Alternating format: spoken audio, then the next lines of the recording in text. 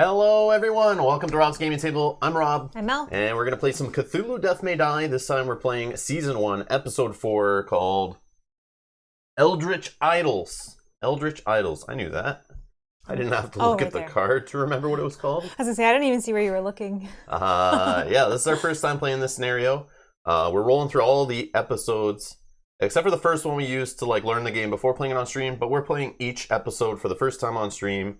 Just experiencing it with you guys in front of you live. Hastur, this is our second time playing with Hastur.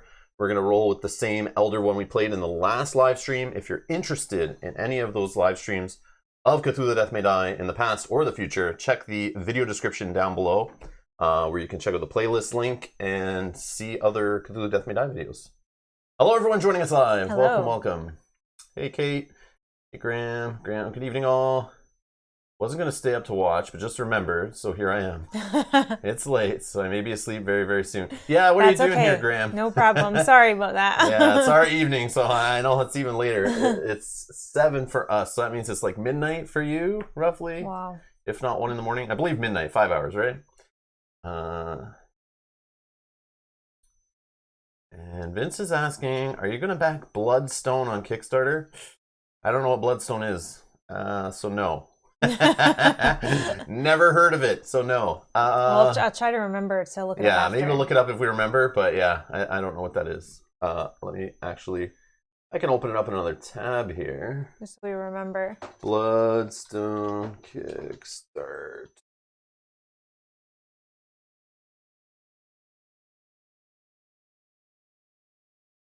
Druid City Games. 22 days to go. Quite a bit of money so far. $300,000 Canadian. 2,000 backers. Oh, Dragon listed, linked it in the Discord earlier. I missed that one. Huh. Colorful, has miniatures. I feel like we maybe have looked at this one. I think this one was recommended to us before. I didn't see it in the Discord, I don't think yet. But... Yeah, I missed that one too, Dragon, sorry. Yeah. I mean, it doesn't look bad. Yeah, but it's like... But yeah, I get that. Here's the components in the box. Is that dice? Yeah, it looks like a lot of dice. A lot of dice, a lot of cards, a lot of minis, a lot of cardboard. So, like every other Kickstarter every other board game Kickstarter that exists. Yep. That makes that much money. Oh, here we go. The FOMO. Bloodstone will never have a retail release. That's a big no then for me. All right, I'm out. Can you just scroll? I just want to see the price of just the base game. I'm just curious. Yeah, it's going to be... Oh, it's expensive. Well, $125 $160 Canadian. Yeah. But then the problem is shipping on top of that, so... Yeah. Nah. I'm good. Arena fighting. Yeah, lots of... Yeah.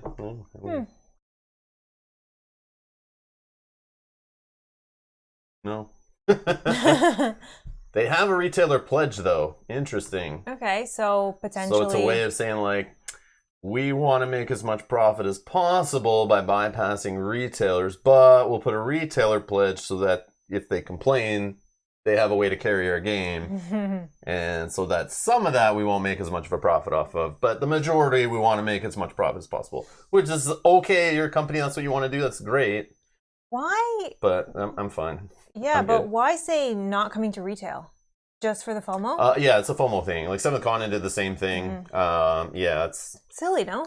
Like, why wouldn't you want your game to be widely available after a Kickstarter? Well, no. The idea is just don't tell anybody information, so they feel scared. They back now. They get as much money as possible, so then they can print the print run for as cheap as possible. Because the larger your print run is, the cheaper it is to produce, the higher your profit margins. Right. So that's why they want everyone to back it up front, give you money now, don't worry about waiting till later. You'll never get it again. This is the only way to get it. They want everyone's money.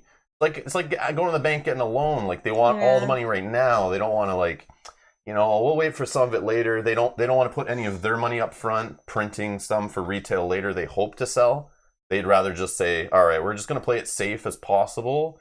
give us your money now. We'll make your game pre-order style, and we don't have any extras that we have to worry about sitting in warehouses or losing money on. So yeah, I mean, it's just the safest bet play, which those kind of games always scare me because it's like, are you not confident your game would sell at retail, that you're not willing to put up capital up front to make a print run to go into distribution later?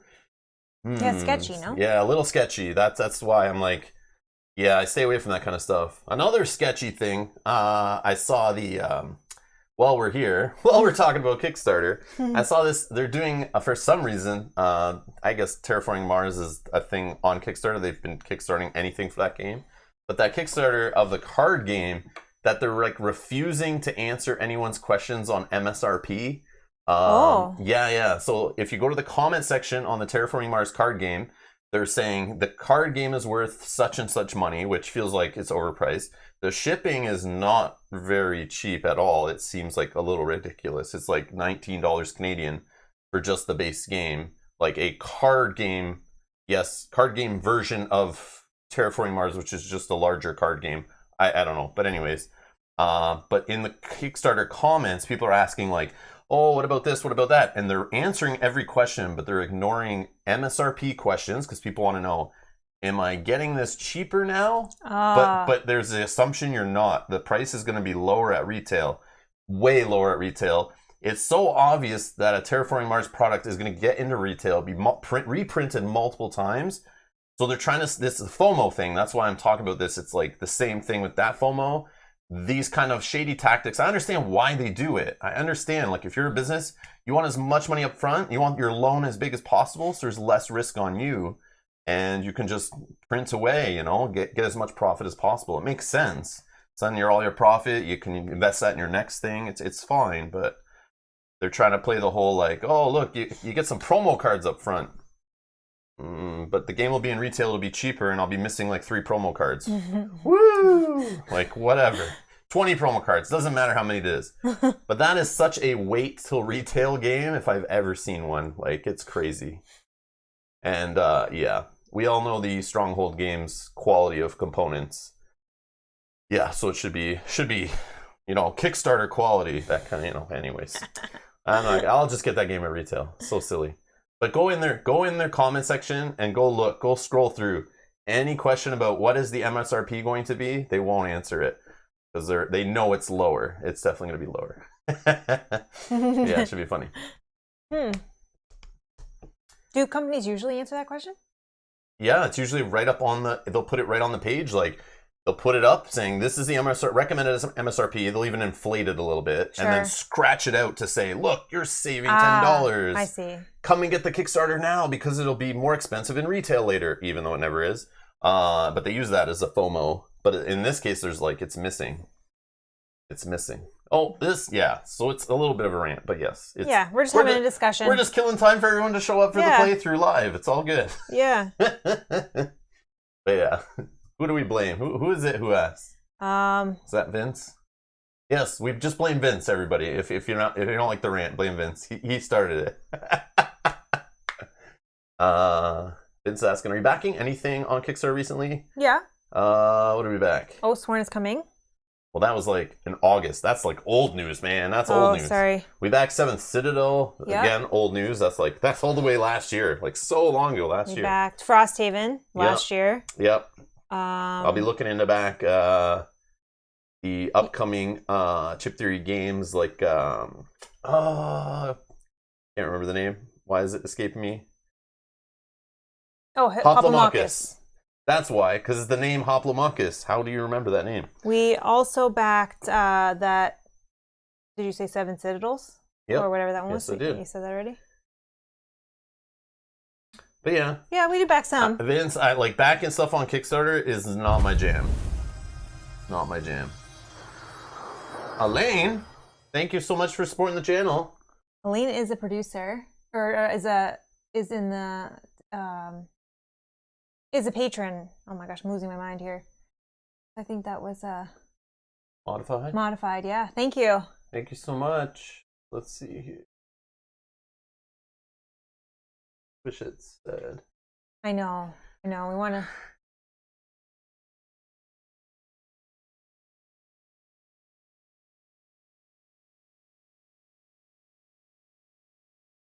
Oh, I see. So Elaine went from a yearly supporter to a yearly producer. Welcome. Thank you. Thank you, Elaine. Had to dig for that info, but I would have saw it later after the stream. But I was curious now. But thank you so much, Elaine. And has made it in the Discord. Uh-oh. Awesome. Uh-oh. Awesome. You just upgraded. That is all. That is not. That is all. That is amazing. amazing. Thank you so much. Thank you so much for the support. We appreciate it. Yes, thank you. See you in the Discord for sure. I'll say hello when we're done. Dan says, Rob, you should post yourself on Kickstarter. I would back you. No. I don't think that's the website for that. No. Yeah, Sakabra hits it right on the nose. MSRP is completely made up in every Kickstarter. Yeah. Well, the idea of MSRP in general is like manufacturer suggested retail price. And that's at the time they're kind of estimating things. Obviously, in a Kickstarter, usually it's way before they even nail down a bunch of things. So obviously, it's kind of made up. But usually MSRP is like we recommend you charge this price so you get your 40% profit or mark or whatever, or markup. But again, it's usually up to the retailers. Not a lot of companies enforce MSRP. So some retailers say, I don't need to make 40% on this board game. I'm okay making 20 because I want to undercut the board game store down the street. So they'll price it whatever they want. And some stores rather sell in volume rather than make that one big sale. Yeah. They'll just rather sell tons of copies at a smaller profit margin. And keep you coming back because you have better prices. Yep. And they work in volume. Yep. So yeah. So MSRP, yes, is like, it's so hard to nail that down because it's like once it's out in the free market, it's like retailers, secondhand market, they'll do whatever they want with it. Mel expansion is OP with all the coaches. Because man. Ganji says without the Mel expansion, the game is broken. Oh no. Started the Outcast. Okay. What do we have for Aeons and Aeons and Outcast? Okay, we have that. We have to play it. We'll that's coming. We'll get through Cthulhu Death May Die. We'll get through Sword and Sorcery, and then we'll start pulling out something like that. We'll do a campaign playing through that through like the week. That kind of idea. We'll mix that in there. Yeah. Yeah. Kind of just going with like what either A, Patreon's kind of voted for us to play, and B, what's sitting there that like Mel's painted and we want to play, and B, just like kind of what we're also excited to play, and things we have ongoing. Like I still want to play more Cthulhu Death May Die, and I kind of want to play every episode. Each one is kind of like throwing a little twist to it, and I've kind of liked each one as it's gone on. Yeah, so, it's kind of progressively gotten better, right? I feel as that we've way. played, like I think the last one that we played was my favorite so far. Yeah, I like that one. This one could be very interesting too. We'll talk about it in a sec.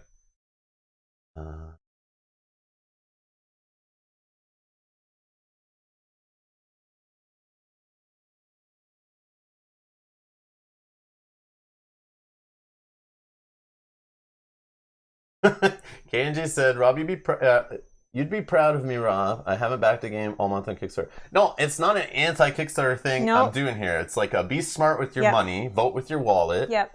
Don't just blindly back things. That's like, but again, if you have the money, throw it. If you want to back things on Kickstarter, you love the whole addiction of watching the stretch goals, getting those email alerts, watching a project, sometimes be created from barely anything. Most of the time it's just a pre-order system now, but by all means, throw all your money into Kickstarter, back board games that way. The publisher will get more money that way. More projects will be, become a thing. I'm just selective with it. It's all, I'm living off Patreon and you guys, this is my thing. So I'm just trying to be smart about it, and I'd be very careful what I back, right?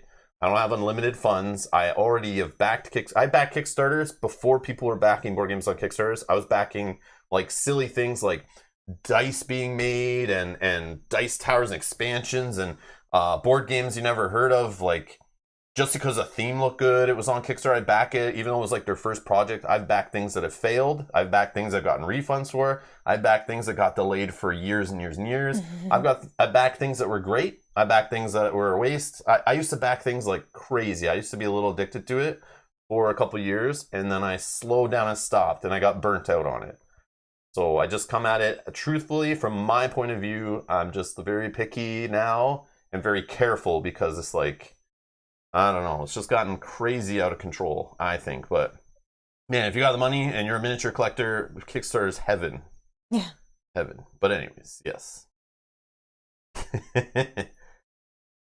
All right, let's get down to the table. Let's talk about some Cthulhu Death May Die.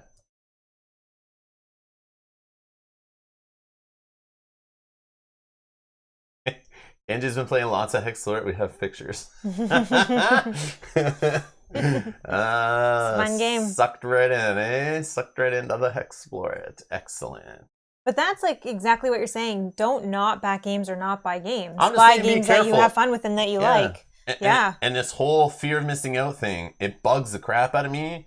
So I'm more against the fear of missing out tactic, not against Kickstarter in general. I love the idea of Kickstarter. When that came out and people were actually coming with ideas, like we want to make this show that died, we want to make more. But if you guys raise enough money, or I want to write this book, or I want to publish this, make this movie, or make this invention I have an idea for. I love that stuff, like where people maybe couldn't get a loan from a bank or that kind of thing. They go to Kickstarter, and if the fans want it, let the fans fund it. It's community driven. I love it. It's great.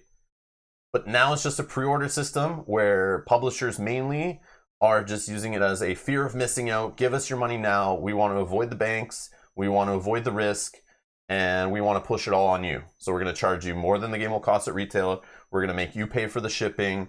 And we're going to take no risk at all. And if you guys want it, you got to back it, or it's never going to happen.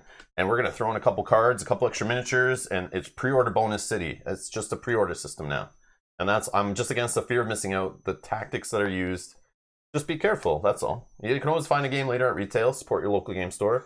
I'm an old school guy. I want the game stores to succeed. Yes, COVID kind of sucks, even worse for that. But man, when it gets going again, you can still buy stuff from your local game store, but I can't wait till they open up again. I go hang out every week and go buy food while I'm hanging out, playing in a Keyforge tournament, or browsing the board games, picking up an expansion locally, driving an hour to a different board game store, checking them out, buying some things from them, that kind of stuff. Yeah. I don't know. I'm just all about support the local game store, and Kickstarter is like, people say like it maybe doesn't affect it, maybe it does. I don't know, but I just think, I'm just gonna back off. Be careful with what I back. And also, I'm playing things on stream and on YouTube. And you guys know this. We talked about this many times. Me backing a game that's not going to come out for years, I don't want to do that with every game I purchase. I like that instant gratification of going to my game store, picking up a game, or doing my research and actually reading about people who've played the game, and then going and feeling smart about my purchase. Not just, what pledge level should I back? I hope it's good. I'd rather just kind of know, do my research, spend the time, learn from others, and then get a game then. Because either way, the game, it's the same game whether you get it now or later. So it's like, I'd rather get the great game later, knowing it's a good buy, rather than gambling up front for something that may show up in years. I'd rather invest that money into something I can play now. Mm-hmm. That's just the way I'm looking at it. So yeah, you just got to understand where I'm coming from, but you don't have to do what I do. I'm just showing my side of things. Michael's here. Hello everyone. Been listening about Kickstart discussion. Lately I'm disillusioned with it. Cost of games high and takes forever to get a game. Yeah, it's just a pre-order system. Yeah. Just understand you're pre-ordering something you don't know a lot about. It could change, could be delayed. Read the fine print. It's like they could just take your money and give you nothing and move on. They won't. You'll get something eventually. But yeah, just go to your local retailer. Go look at the shelf, or go on the website of your local game store in your neighborhood. And yeah, your local business has a ton of stuff sitting in that store. A lot of great games there, things you've never heard of, things you have heard of, things you can read about online, watch played online, do your research. Go pick up something from that store. Because just because a game is not out yet doesn't mean it's a bad game. So go find some great games that are in your local game store. And stop backing boxes of cardboard and plastic that are just ideas or haven't come out yet. Get them later.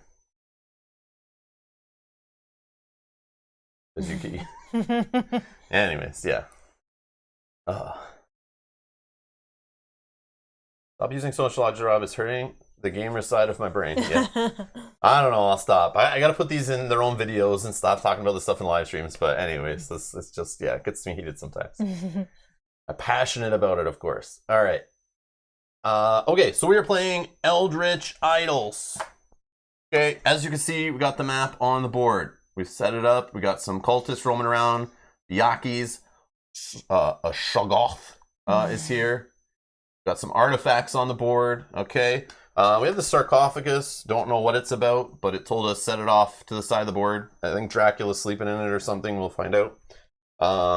Okay. So what's happening here story-wise? Damn cultists will do anything to summon their god. Sacrificing innocent blood in the night or in the dead of night is just another Tuesday. But our job is too crazy for the innocents, so we sometimes have to hide in the shadows to save them. All right. That didn't really set the stage too well. I don't know if there's more story to this. I don't think so. It's not that kind of game. I don't know. Like, it's not even explaining what's happening here. But anyways, so we are roaming around. Eldritch? I guess, yeah, I don't know. Is this like a museum or something? I don't know what it is. Some kind of mansion. It's got a, what are those called? Those telescope observatory? Is it an observatory? Mm-hmm. But anyways, there are the spawn gates spread around the board. My understanding is there's also artifacts. There's 4 of them, okay? These little tokens here are artifacts. 4 of them spread on the board. They set up in the same spot. We also have guards roaming around, okay? So we got these little guards. So I don't know, we're hiding in the shadows, we're roaming around.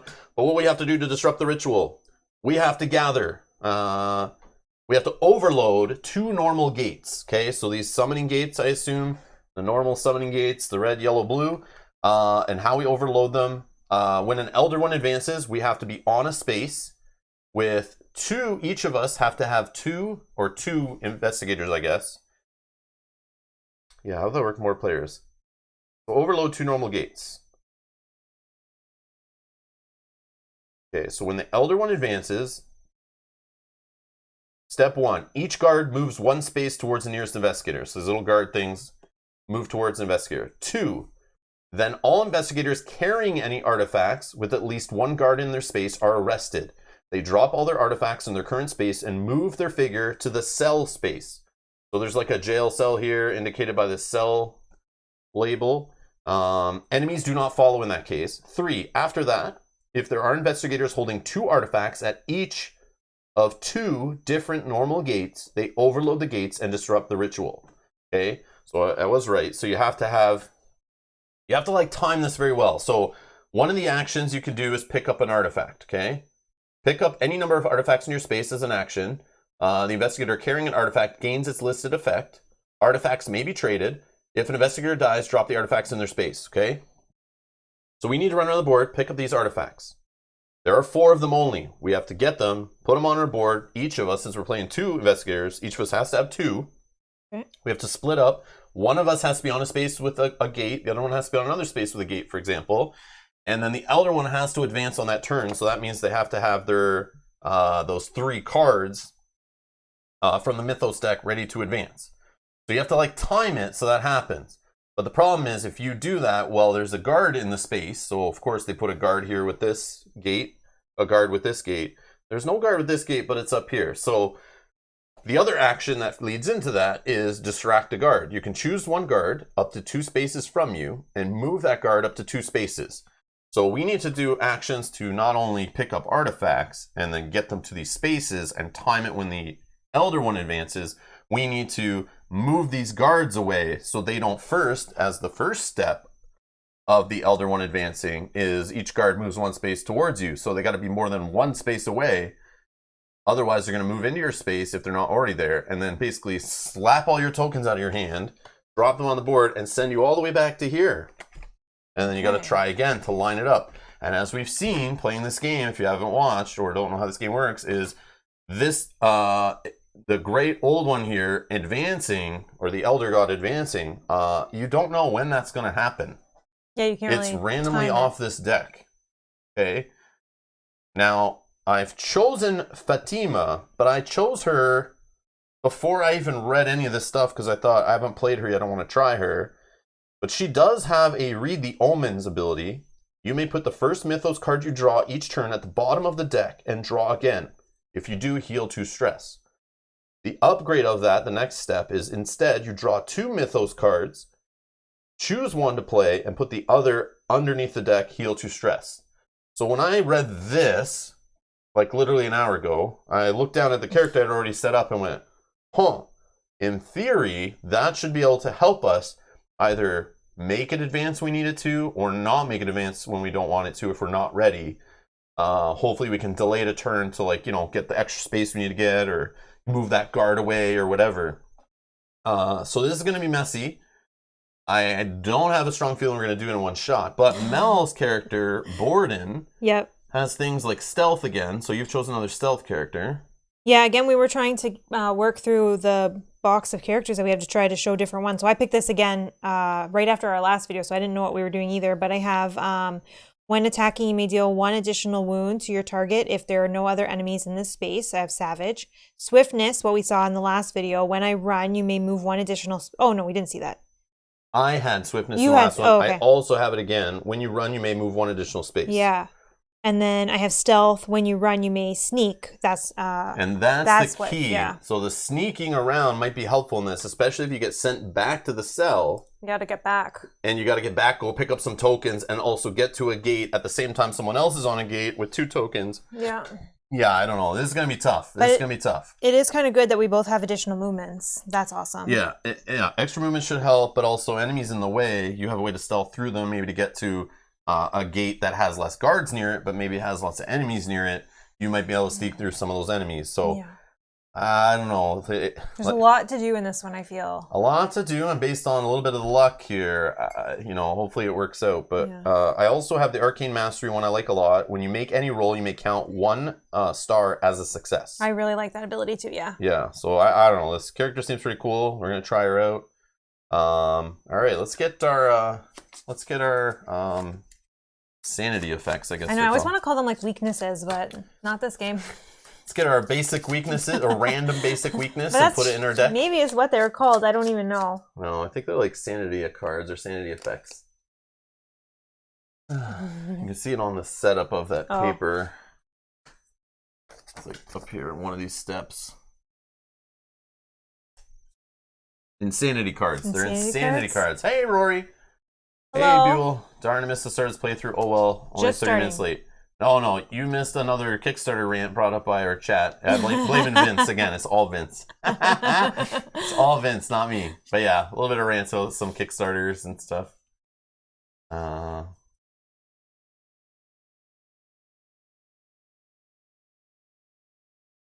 Kate says, I like deck building too much to think I'd ever like Keyforge. Kate, do you not like, I guess, yeah. Yeah. If you're a deck builder, Keyforge is maybe not for you, because the deck building in Keyforge is changed out with deck hunting. So if you like spending time online reading about deck stats and scanning decks and hunting decks and going to stores, finding decks and buying secondhand decks and trading with friends decks, it's like the hobby on that before sitting down at the table is not only practicing your deck, if it's a tournament where you get to pick your deck, but it's the hunt of trying to find the cards together in the deck that you want. Yeah. So you can't build them and modify them, but man, if you like a certain factions together and you're looking for specific cards, there's a database online you can hunt through and try to get those cards, but that takes quite a bit of time to figure that out. Or, my favorite, I love Keyforge because it's like all about the play and figuring out the cards. And as it's described by Richard Garfield, it's basically a game of you're thrown in a jungle, here's the weapons you've been given, make them work as best as you can. And I love tournaments where you literally show up, you buy a deck, and you don't open it until you're sitting down in front of your first opponent. Yeah, those are my favorite tournaments. I love that stuff. Yeah. It's like blows draft out of the water. Like draft, I know for deck builders is awesome. Like drafting cards, trying to build your deck as you're drafting, and then hate drafting, and then putting the deck together that you've drafted, trying to build from the card pool that you drafted. But this is like, okay, somebody did the drafting, they did the building for you. Here's the deck, figure it out, and play. I love that. Oh man, it's such an amazing feeling. Favorite experience with Keyforge that we've had multiple times is every time we went to like a US Nationals or Gen Con or whatever, and they had like a release tournament where literally nobody's played with the new cards pretty much. Oh, okay. And we just buy the packs. Remember that new set came out where like Origins? Yeah, and they were like handing them out of the boxes. Yeah, that was our first experience with the set, seeing all brand new cards like in actual play. In like we literally opening decks, looking at cards we've never seen. Yeah, I think they gave us 2 minutes to look over our deck. And you're just playing in a tournament, trying to figure out your cards, and like, man, that's a whole other skill that like I love the skill of figuring out a deck, dealing with the cards you draw, and like I like the idea that there's no net decking. Really, I like the idea that not everybody at the tournament is playing the same deck. Like you know, it's like, oh, it's a Greyjoy deck, or you know, it's a what was I gonna say? Oh, I can't remember. It's like a Space Marine deck, whatever game. You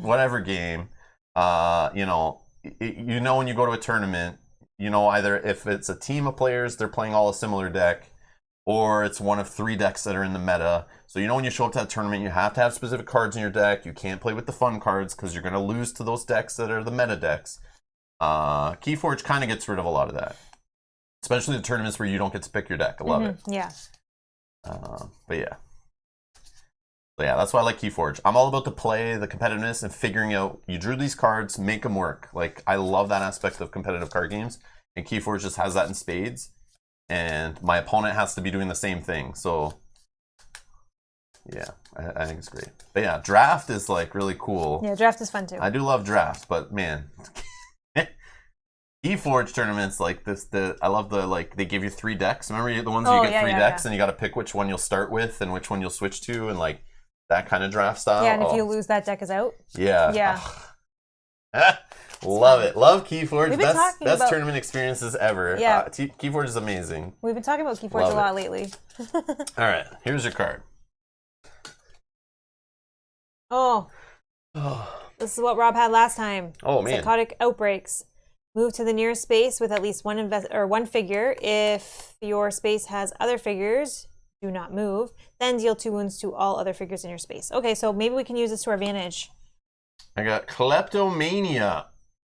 Symptoms. Steal at least 1 item, companion, or tradable episode token from any investigator in your space to heal all of your stress. If you can't steal anything, take 2 stress. Oh, that's not good. Yeah, that's annoying. That's not a good one. Yeah, that's annoying. This psychotic episode, that definitely helped us last time, being able to deal damage to figures. That's pretty good.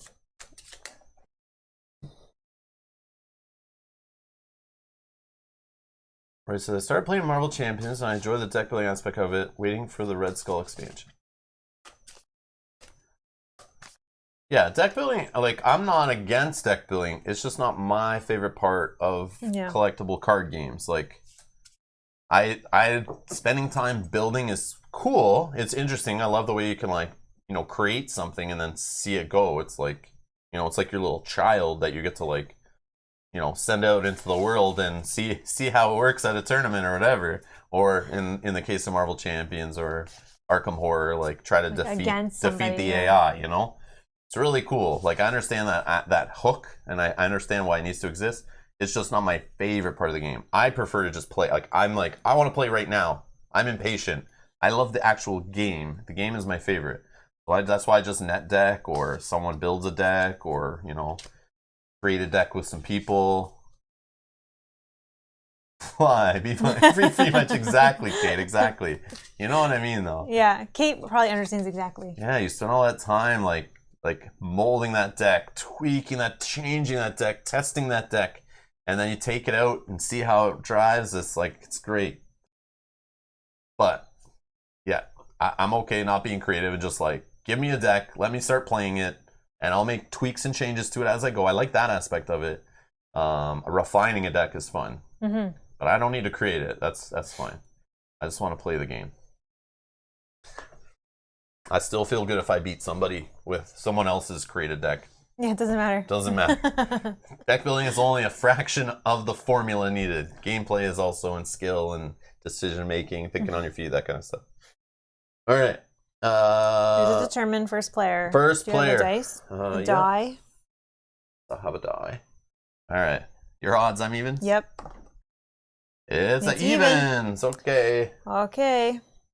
Oh, I'm first, eh? I just want to quickly look at this guy. So when Oh, attacking, yes, please. Tell us about the enemy smell. Tell us about our old one. so our old one is Hastur. That we don't have to worry about that right now, right? So it's when, I guess we could just know when when advances, you gain a yellow sign token, summon one Hastur disciple at the nearest gate and one cultist at each other gate. Cultist doesn't have any ability. The disciple is, if this deals any wounds, choose one, take a yellow sign token, or summon a cultist in this space. It does not attack this turn. And now that we know those yellow sign tokens are not that good, like they hurt us, we don't want to do that. Yep. So the Bayaki is, when it attacks, each star counts as a success. Well, that's terrible. He is 3 with 2 green die, 1 black die. And then this guy is 10 health. He rolls 2 green, 2 black, and when attacking or attacked, each tentacle makes the investigator lose 1 additional sanity. Oh my god, he's terrible. He's very bad. Very much so. Yeah. So Daniel's asking a question in the chat. How would you compare Arkham Horror LCG Marvel Champions? The 2-second answer is, one is a novel, like a book, a storybook. The other one is a comic book. That's how I would compare them. Seriously. Yeah. Like, one is as deep and rich as a comic book, or a novel, yeah. A novel, like a story based on its source material. The other one is as deep and rich as its source material. It's like, really, it comes down to that. They really nailed, like, what you look for in a comic. Yeah, there's deeper stories to comics, but really, it's like a book full of minimal text, lots of pictures, and very short. Yeah, very true. Not much backstory, Yeah, not much, yep. Yeah. It's just a good, fun time. A simple, short, fun time. That's why those adapt to movies so well, I think. The Marvel movies and that kind of stuff. Because it's that kind of experience. And they nailed that in Marvel Champions. It's like, you pull it out, you're having a good time, it's short, it's quick, it's done, you put it away. Even the campaign stuff. Like buying a little comic book series of 5 comics all together. Let's read through the quick story. Oh, that's cute. You know, it's kind of joins together. It's a little ongoing story. It's good. But then look at a novel. Look at it like a Lovecraft, like Arkham Horror novel, that kind of stuff. Like a deep book, 500 pages, that kind of stuff. It's like that kind of story. It's like, their campaigns are like 8 scenarios, and there's more development there. And there's more backstory. It's just like a richer experience, Yeah. more story to it. It's like, they nailed it. They like literally nailed it. So like, they're both the same gameplay wise. Like, they're both co-op card games. Like, they're competitive. They're cooperative LCGs. Like, they're very similar. They're all based on the same foundational system, but they just have like tweaks and twists. For Marvel though, you can get a pack and just open it and play, right? You don't necessarily need to build a deck. Same. You can. Oh, I guess Same. you can. Yeah. Same with Arkham Horror, kind of. Kind of. Yeah. There's those Investigator starter packs or whatever that you can't find, that they were kind of doing that with after they saw it work so well with Marvel Champions. But yeah, I don't know. Yeah, there's lots of videos out there describing them, like what the specifics are. You can go read the PDFs are online. The rules are out there for them. The how to play videos are out there for them. And within an hour, you can know front to back how both games function and play and work. And yeah, you can totally compare them and see how they go. But yeah, Michael has it pretty spot on. Arkham is more story driven and more campaign, where Marvel is more like drinking a light beer, more relaxed. Mm-hmm. But they're both the same thing. They're both, you're building a deck and you're going through a little story, trying to stop cards from advancing, trying to add progress to other cards. And there's a deck full of bad things that you're drawing off of and throwing enemies at you, throwing bad effects at you. They're the exact same if you just simplify it down. Yeah. To the actual gameplay, but one has a deeper, rich story progression. But yeah, again, novel, comic book. But yeah.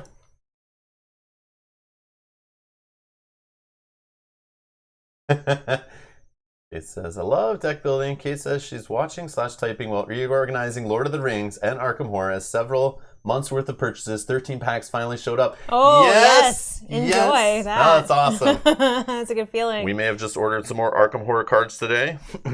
Like $200 worth. We may have. What? I don't have a problem.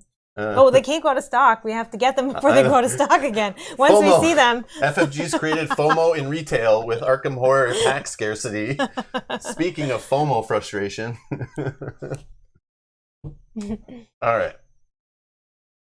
Let's get to it. Yep, you are first. Is that all one space, sorry, that we're in? Yeah. Okay, perfect. There's one long room. Okay. So yeah. So we need to get those tokens. Get this guy here though. I know, he's like right in the center. Like, man, I don't like this guy at all. I know, and it's 10 health, you said, and when you're attacking or be attacked, he doubles the amount of sanity. I mean, speeding up the sanity gain in the beginning maybe isn't bad at the start to get our abilities firing up faster. Yeah, and now so maybe we can use them to our advantage. I don't know if it's just the last scenario, but I didn't find that the boss made our sanity go up. Well, that's the thing. Remember, John B was telling us all this with Cthulhu. You need to be very careful with your sanity against Cthulhu. Yeah, because I felt telling us. I remember. I'll never forget that. I felt like I was only at this spot. It's a different boss, different feel. That's what's cool. How a different Elder One will make this scenario feel different, which is why I said in the last one, I'm looking forward to going back, playing some of them again, but with the different Elder One and even some of the expansion Elder Ones. I would like to try and just see how that changes them up, because there's that. You know, technically in this base box, the retail box, we have 10 different scenarios, basically. If you think about changing up the old one and the minions that he comes with, changing up with this, it's like now you have those different combos, right? Yeah, because it'll play totally different. Yeah, we would have the Star Spawn instead of these guys are like the Star Spawn and a Cthulhu, or Cultist, sorry, and the Star Spawn, I think, right? Instead of these little minions. So instead you have one big dude that's annoying instead of a bunch of little weenies. Yeah. So it's just like, that's a different feel. I think that's really cool. Yeah, but I do agree that speeding up your sanity loss in the beginning is not as detrimental in this with this boss.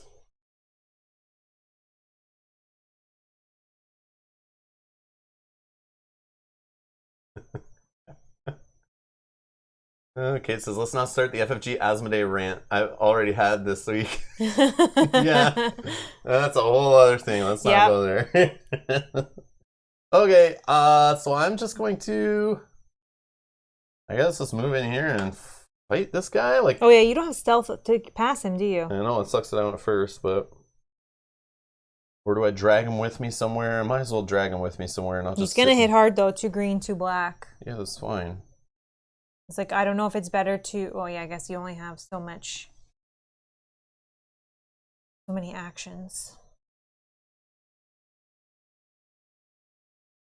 Or do I keep him nearby so we double team him? I don't know. I feel like moving him along with me. I just don't know which way. Like, we gotta get this token down here. This one up here. This one here. I'll just go this way, I guess. Do we have to randomly choose? I know we always do. Yeah, it does. It Yeah, does say? that's what, yeah, I was reading on the sheet. Yeah. You randomly decide first player, then we just keep wrapping around. So I'm gonna move him, I think here, and the reason why I'm thinking of moving him here is I guess I'll just go for a different token, but I don't want to go all the way in the spaces with these guys yet. No. Although, could. No, I don't want to have the attacks from 2 cultists on top of this guy, so I'm just going to bring him this far, and the idea is that I'm 2 spaces away from one of these guards, so maybe I can get him away from one of these gates. Like, we need to get the guards away from gates as far as possible. It also leaves this token open, so maybe you can grab it, assuming there's no monsters there, but you never know. Cultists might move 1 space, and that's annoying. But yeah, I figure I'm taking him over here, and then you're not ranged or anything, right? No. So he's not too far away, so if, you want to come in and join in the party, you can, but you're not that far away from going and getting other tokens. Yeah. That's my theory. I do have, when attacking, I may deal 1 additional wound to your target if there's no other enemies in the space, so I can try to use that strategically based on what happens here. Okay, so I'm just going to move 2 spaces out of the 4 I can, which feels stupid. Like, I want to go here and bring them all with me. But that's a lot of attack. I know, but then if you're going to do some attacking, you might kill some of them before they attack. Yeah, but I won't, because I only roll 3 dice. Like, I roll 3 black dice right now. I'm not a killing machine. I'm not that type of player. Yeah, so let's play safe. This is not safe. Why? Safe would be just staying right here. No, not like let's not play. All right. Because now you have 2 shots on him, right? I mean, you're not going to kill him in 2 shots because you don't roll enough die, but... Yep. Yeah, let's just get the sanity going. Okay, so 1 star can count as a success. This hit and a sanity is fine. It'll be 2. Let's take a stress. And we'll re-roll this one. Perfect. So I'm going to take 4 sanity and fly right up to this and do 3 hits. There's only 1 character for this. So I'm going to put it on his. When attacking or attacked, each tentacle makes the investigator lose 1 additional sanity. Yeah. Okay. That's good because now you get a... So now I've hit this spot. Unfortunately, it doesn't give me a green die yet, which is annoying. I'm going to bump up my arcane mastery so I may count any number of stars as successes. Yeah, I like that. Okay, let's attack again.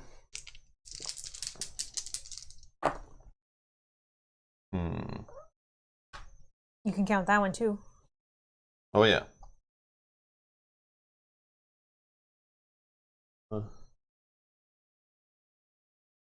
Two.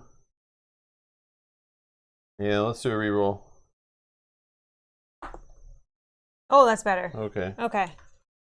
So 3 hits. 3 hits. He's at 6. Okay, Okay. that's good. Done. Mythos phase. Yeah, I know. Okay. So I may put the first card I draw. So I drew this one. Each disciple moves 2 spaces towards you. There are none on the board.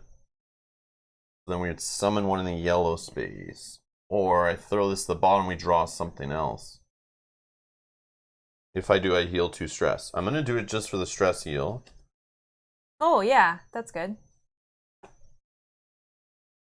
Each investigator with 2 or more yellow signs tokens takes 1 wound. Now we summon a cultist in the blue instead. That is perfect. Yeah, that works better. Okay.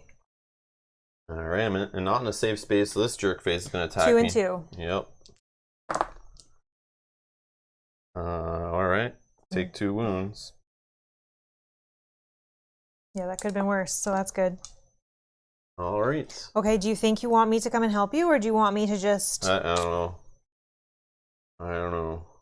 I could just move along. Up to you. Up to you. On your next turn, you'll... I'm just trying to work my way through these guys to get this token. That's my theory. And then after that, go to another token somewhere. I'll be able to move 4 spaces when I do eventually shake some of these guys off. But I am near a spawn gate, so hopefully it doesn't get too crazy where I'm like get trapped in here. I don't have that kind of swift ability or the sneaky stuff. Yeah, I know. Heal. Oh yeah, heal my stress. Thank you. Yes. Why I did it. Woo! I'm just debating if I don't help you, if I think that you're okay, then I'm just debating, do I go towards the red gate or go towards the blue gate? I want to go pick up one of those. I kind of want to leave this central one right now. Yeah, that's whatever. 1, 2, Remember, it's okay. 3. It's okay. Remember, it's okay to pick these up. Get them near a space. If you drop them because a guard gets you, they stay with a gate. That's a good thing. I know. They're not going to move. You want to get them to a gate, and that way if you go to jail, you can get back, you can pick them up, you know, on the turn you need to pick them up. We kind of do just want to get them to gates. If you drop them on the gates, that's actually fine. You don't want to drop them far away from a gate. That's just a waste of your time. Why'd you even do the action? Yeah. Okay. Because I can move 4, though, was thinking about... You're right. Where's the 1, 2? Okay.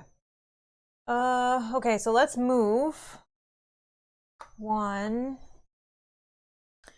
I guess I can do that action to pick up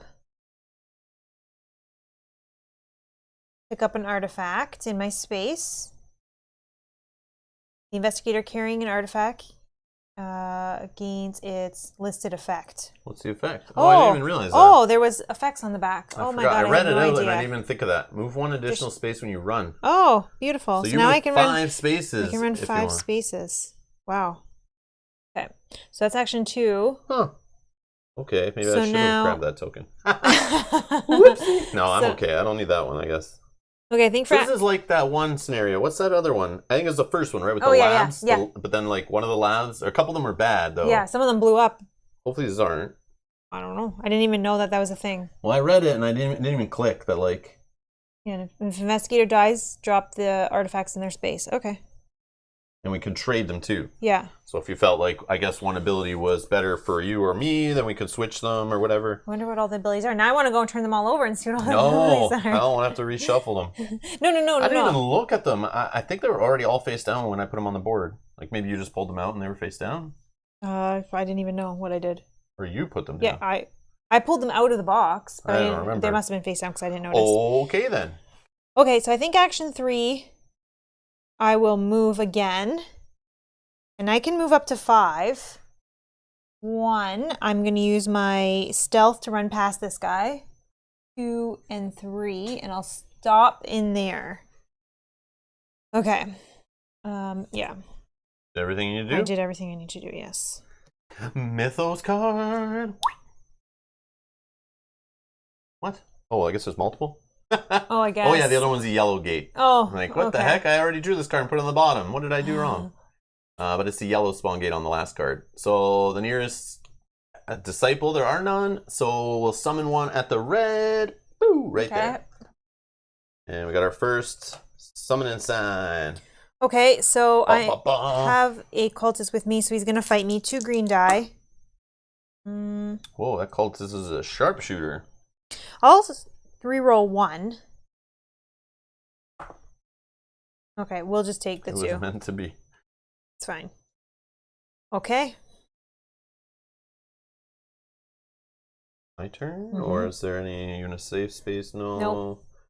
Fire, end of turn. No, okay. No. Alright. I'm just going to continue fighting this beast. I feel like I'm going to go sanity crazy in this game. Hopefully we can push it. This guy, as soon as I kill this guy though, the next card's going to bring him right into play. That's how it's going to work. But maybe he won't be in play anywhere near maybe we'll you. bring him in play, yeah, somewhere we've already grabbed the token and got away from the gate. Yeah, exactly. Hmm. Because if I get that token, I'm tempted to then go towards the blue gate and just kind of fight through the enemies there and just kind of wait at that one. Yeah, okay, yeah. Like push the guard away and go from I there. wonder if there's like in the discovery deck, if there's anything that lets us like jump between gates like there was in the last scenario. Yeah, because this is a fully different Yeah, discovery we need deck, to see right? cards in this deck. That's what made it so Yes, good last time, actually. It is. You're right. Okay. That's what we're missing. So I probably should have stopped 1 step back, but I really wanted to be ready for... I wonder, is that a thing? Do any of you guys in this game take a turn, like literally sitting in the starting space and just being like, if you have enemies all around you, just being like, you know what? First turn, I'm going to sit here and do nothing. Waste 3 actions just so you can get a discovery card going. But again, they're not always great, but Yeah. at least at that point, I'm assuming you'll be able to take it. Because you should be able to take wounds and stress if you need to. Yeah. Yeah, I wonder if that's a strategy. Just like build up, kind of like set up like you do in other Cthulhu Mythos Did games. you do that when you hit this? Oh, no, I didn't. I did not. But I don't know. Steal at least 1 item or tradable blah blah blah in your space. Heal all your stress. If you can't do anything, take 2 stress. Okay. Okay, so it would have been max on stress, but then I healed 2 from this. Yeah, Okay. okay. We're good. We're good. And Kenji's asking if I can hold this one up. Oh yeah, sorry. I thought we showed this one before. I didn't even think to show. I feel like all these enemies have been used before. That's why I didn't. That's the front side. But yeah, this guy got some glossy varnish put on him, so he's nice and shiny. Yeah. Like we made him look wet and disgusting. Was Yeah. the idea there? Creepy. Creepy. Yeah, Mel did a great job. Yeah, that's like gross. This part right here, like that's just gross. I can't even look at that when I was like varnishing it. I was like, this is disgusting. Or no, you varnished that one with the gloss, I varnished that right? one with the yeah, gloss, yeah, because the paint, you had to paint it on, right? Yeah, yeah. I mean, that one's gross. Ugh, so gross. Ew. Yeah, amazing and horrifying at the same time. That's why I Thank didn't you. want to be here fighting this thing. It's disgusting. He's But he was afraid. like right in our way. I got the first player, but man, I would have loved if Mel would just take care of this guy. All right, so I'm just gonna fight him, I guess. Sure, that's a star. All right. I will. He needs 4. Can't. If I'm going to be attacking him twice anyway, I'll just take the 2 stress, or the 2 sanity loss, hit him twice, and then do it again. He just needs 2 now. Well, I got the 2. I'm going to take the sanity, double again. Boom, I hit this. Okay. I can't steal anything. So this guy's gone. I think he'd apply hits first anyway. So he's somewhere up there. Okay. Then I hit this. I will move. I get a green die now to my rolls and stuff. That's good. We get a free run action each turn. Or I can start doing the draw 2 mythos cards and pick one. Or I can heal 1 stress for each star you count as a success. I mean,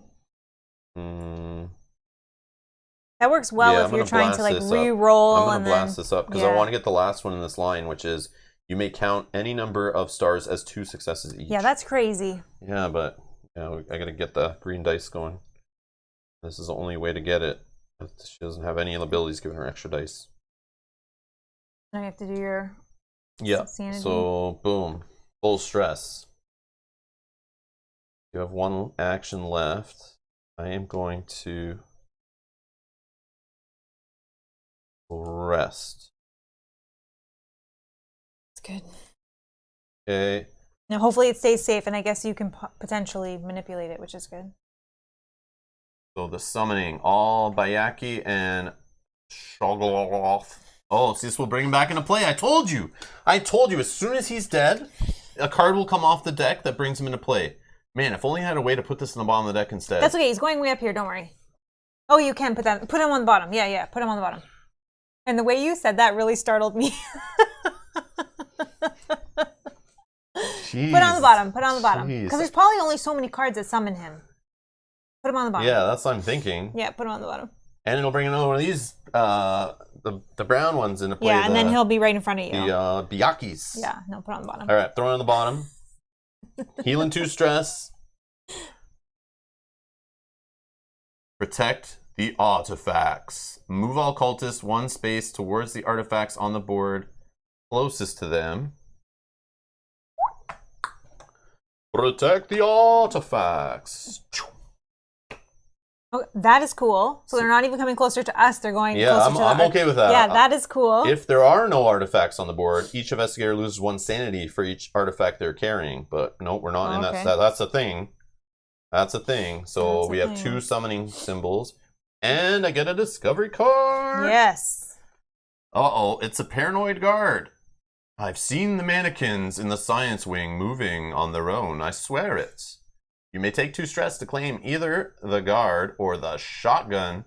I don't know, last time I took a shotgun in a Cthulhu Mythos game, didn't turn out that great, never saw it. So maybe this one will do better. Maybe this game will be better. Do I have to find the extra ammo discovery card to go with it? Let's see here. So the companion is Mac the Guard. When this companion takes his last wound, summon a cultist in your space. 3 health. Ooh. That's good. Or a shotgun. Before attacking, you may choose to gain 2 green dice and target any number of enemies in the target space. Split the wounds as you like. If you do, after the attack, move the nearest guard 2 spaces towards you because you made some noise. Yeah, he heard you. Now well, I just complained I don't have enough green dice with this character. Otherwise, the only way to get them is going insane.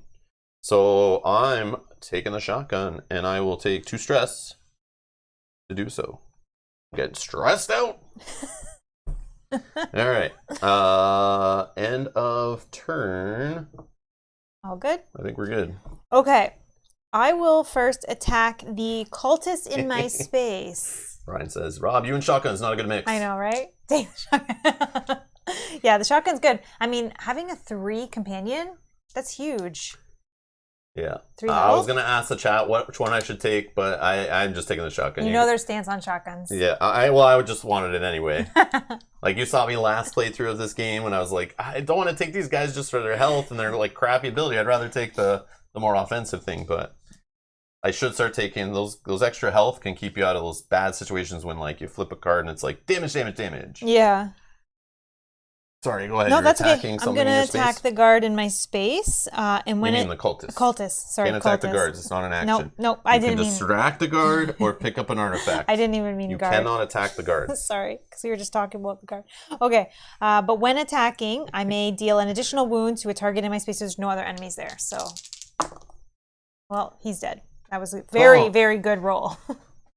Okay, that was action 1. Action 2, I will, if you can reach me, I will pick that up, the artifact. And your artifact is, whoops, you have 1 free reroll per turn. Yes, I love rerolls. Yay. Okay, I'm So you can I'm just down go with around, that. use your stealth, and grab all the tokens for me, and Yeah, just and like bring them to you. Yeah, just bring me 2 if you don't mind. That'd I can be do that. great. Well, I'll bring me 1. I'll try to get this one. Okay, so then I'll move for action 3. You're doing it very efficiently. Thank you. Let's move for action 3. If you can move me, I can move up to 5. 1, 2, 3, 4. Could move one more, but I'd want to possibly be in a safe place. Yeah, I hear So that. I'll stop there. Hope You the can cultists. stay there and make it more likely. No, but then You could 1, 2. actually do this and trade with me, or I can trade with you on my turn. You're then even further away from trouble. Well, I guess this is still 1, 2. Well, But 'cause this makes it like these guys could move 1, 2 probably, and this guy can move 1. yeah. Like I know. I mean, if I You have- don't get a discovery, it's fine. But maybe you might find the most amazing one ever, like a all shotgun. right, fine. Maybe I'll stop there. Okay. What? Not even with me? You Okay. don't want to trade? Yeah, maybe you have to trade me then, right? Do you want the Yeah. reroll, I don't know. or do you want? Well, I mean- think the reroll would be better because I think especially- the extra move works good with your stealth. Yeah, I agree, and I think the reroll works with your shotguns and trying to get stars. Yeah, that's true. So okay, but you'll have to do that on your turn. Yeah, absolutely. Okay, so I'll stop there, and I'll draw a Mythos card.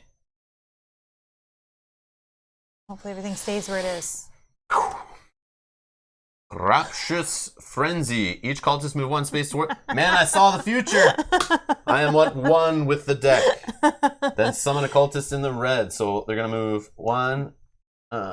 Where's this guy? He was here, right? Yeah, he's going here, This way. This one. and then those. These 2. Yeah. That's hilarious. Yeah, not a safe space. You No, see it would have that? been the same place. Summon a cultist in the red. Oh. And we're gonna be advancing End of turn. the guy. So now I am in a safe space, and You're gonna drop the tokens. that's fine. We can just pick up. Then you can pick them up. Yeah, that's true.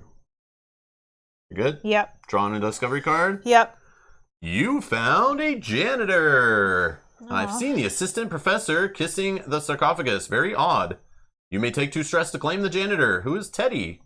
When you claim this companion, you may immediately pick up the nearest artifact on the board. Whoa! That's huge. Okay. Whoa, these are so good. Wow. Or you can become cursed if you do not claim the janitor. You can become cursed at the end of your turn, lose 1 sanity for each artifact you have, or take 1 stress if you have no artifacts. If you rest in the space with the sarcophagus token, you may discard all of your cursed cards and heal all health and stress. For sure, it's not supposed to be on the board. No, it specifically Something is says... going to tell us to put it on the board. Absolutely. It's probably... Oh, no, it wouldn't be him. Yeah, it has to be. Something in here, maybe. Okay. I don't know. Right? Did I read that wrong? Starts off the board. Okay. No. Yeah. Okay. So I will. 2 stress? 2 stress. 1, 2. Take And a you janitor. can take Teddy. Okay, and then we get to Nearest claim. artifact on the board.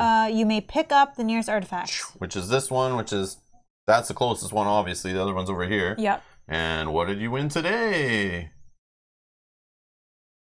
Heal 1 wound at the end of your turn. That's good too. That's spicy. Oh, that's good. Okay, but I'm gonna drop them all. Then you can pick up the ones you want. All right. So that was us drawing That was the discovery. discovery. So Okay, now end of turn effects. Yeah. So we will. I don't have any end of turn. Okay. Oh, end of turn. I get to heal 1 wound Yes. before I drop it. So now we're going to check the Mythos discard pile. There are 3 or more elder ones. It'll advance. Okay. So let's shovel him this way. So you gain a yellow sign token. Summon 1 Hastur disciple at the nearest gate. That would be this one, and a cultist at each other gate. This one and this one. Okay. And then does this do something? When he advances. Yep. Each guard moves 1 space towards the nearest investigator. Okay. Where was this guy? Right here. Are you sure? Is that where he was? Yeah. Oh, okay, okay. Okay. Then all investigators carrying any artifacts with at least one guard in their space are arrested. So I'm arrested. Oh, yeah. I forgot about that. You're in the cell. Okay. Boom. They drop all their artifacts in their current space. So I guess that would be before I was right here. arrested. Yes, drop them with me. I'll keep an eye on them. Sorry, where am I? They drop all their artifacts in their current space and move their figure to the cell space. Enemies do not follow. After that, if there are investigators holding 2 artifacts at each of the... Okay, we haven't done that part yet. Okay. Okay. There you go. Now you can pick up whatever 2 you want.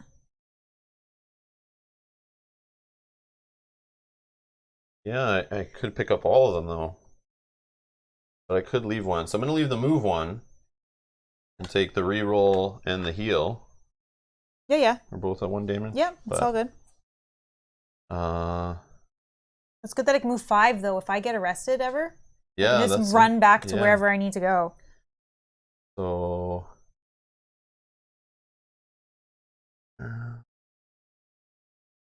yeah, you need to get this one. Yeah. Like, I can already move to right to here on my turn. That's with 1 movement.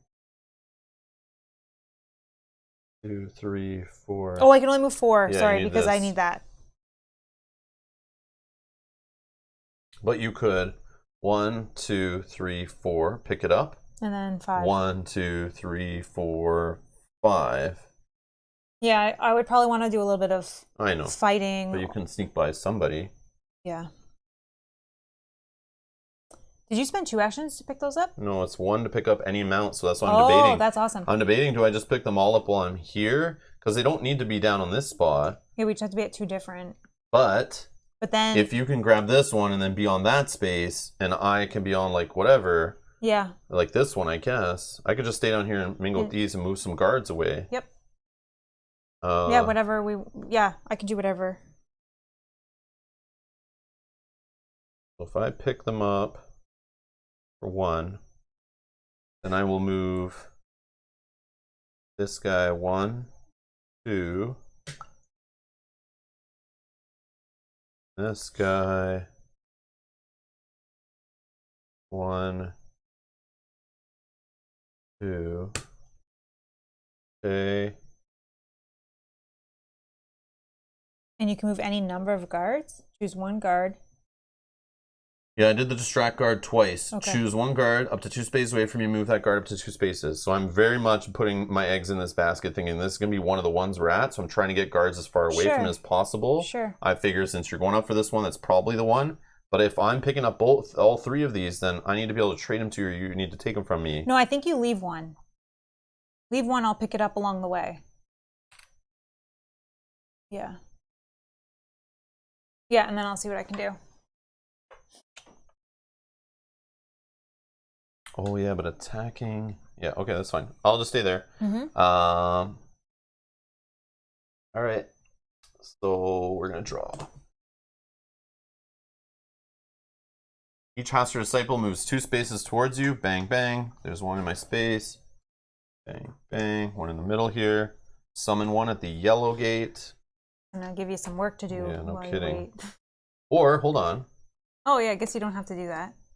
I mean, it's not the worst unless you want... I'm going to undo that. Undo that. I'm going to put it on the bottom. Sorry, I forgot about that. Yeah, I'll put it on the bottom. Draw another one. Heal 2 stress. Protect the artifacts. Move occultist 1 space towards the artifact on the board closest to them. So only 1 left, right? Yep. Oh, there's this one on the board.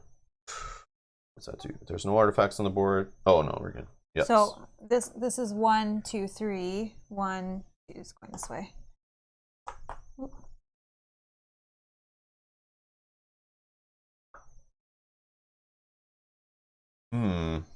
If there are no artifacts on the board, each investigator loses 1 sanity for each artifact they're carrying.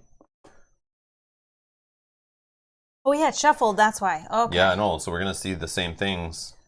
I'm scared of putting stuff on the bottom. We might see those guys spawn again. Okay, so now I'm not in a safe space, so these guys are going to each attack me. Yeah. 2 green. I'll do this one. Okay. Sure. One hit. Actually, You have a free reroll. yeah, let's just use it on this.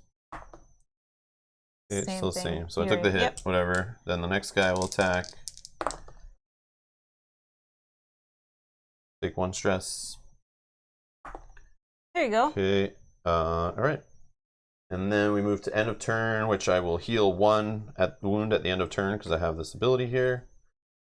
And Mythos discard pile. I'm good. Go ahead. Okay.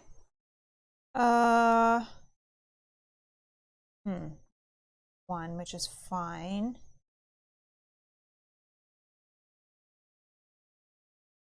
Okay.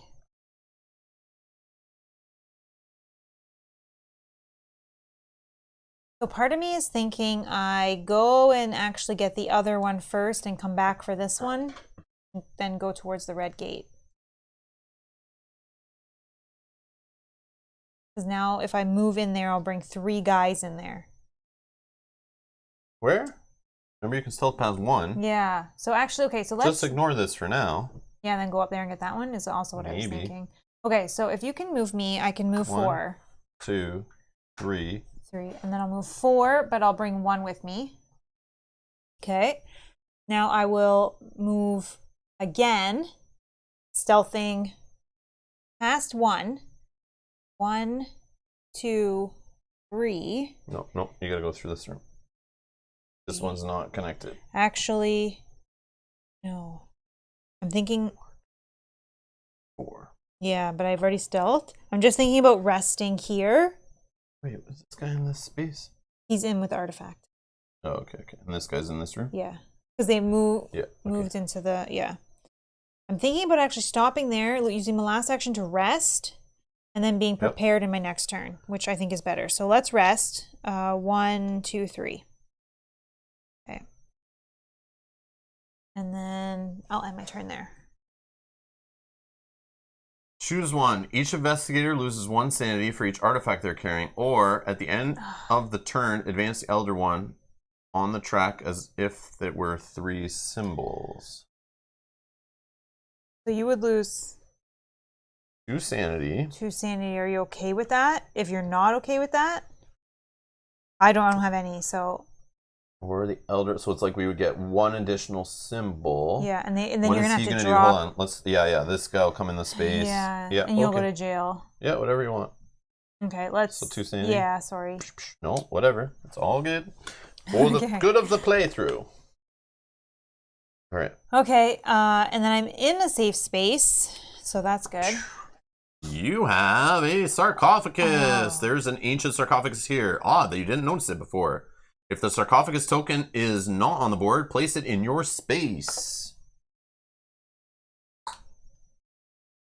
If you're carrying 2 or more artifacts, claim the curse condition. Otherwise, discard this card. Okay, that's good. Boom. Sweet. That's good.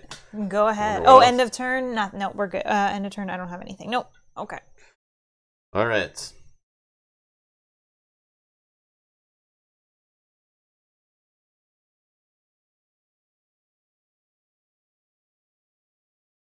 Drew is here. Evening, folks. Hi, Drew. Hey, Drew. All right. A pickle. Well, I think you just fight, right? And try to clear and then get into... Yeah, but I also want to get these guys away, so I'm definitely spending an action to move guards. Maybe an action to pick up that token. If you fight, you can even move and then fight. Like, you could move down here. The guard would be farther away from you and then fight. And then save the guard action until you've cleared. I don't know if that's where I'm going.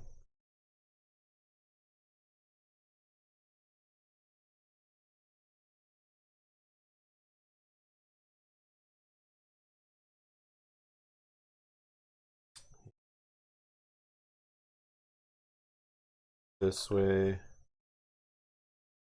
I think no. No. Why am I moving? Go down here. Why though?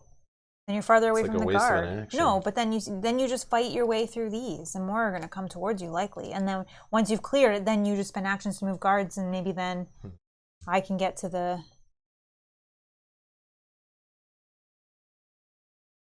I have to get that one and come back. All right, I'm going to start by fighting. So attack 1. I have 3 black, 1 green. Shotgun time is the problem. That's why I want to move guards away. I don't really need to. I see. They're only 2 health, so like I don't care that much. I don't need to use the shotgun.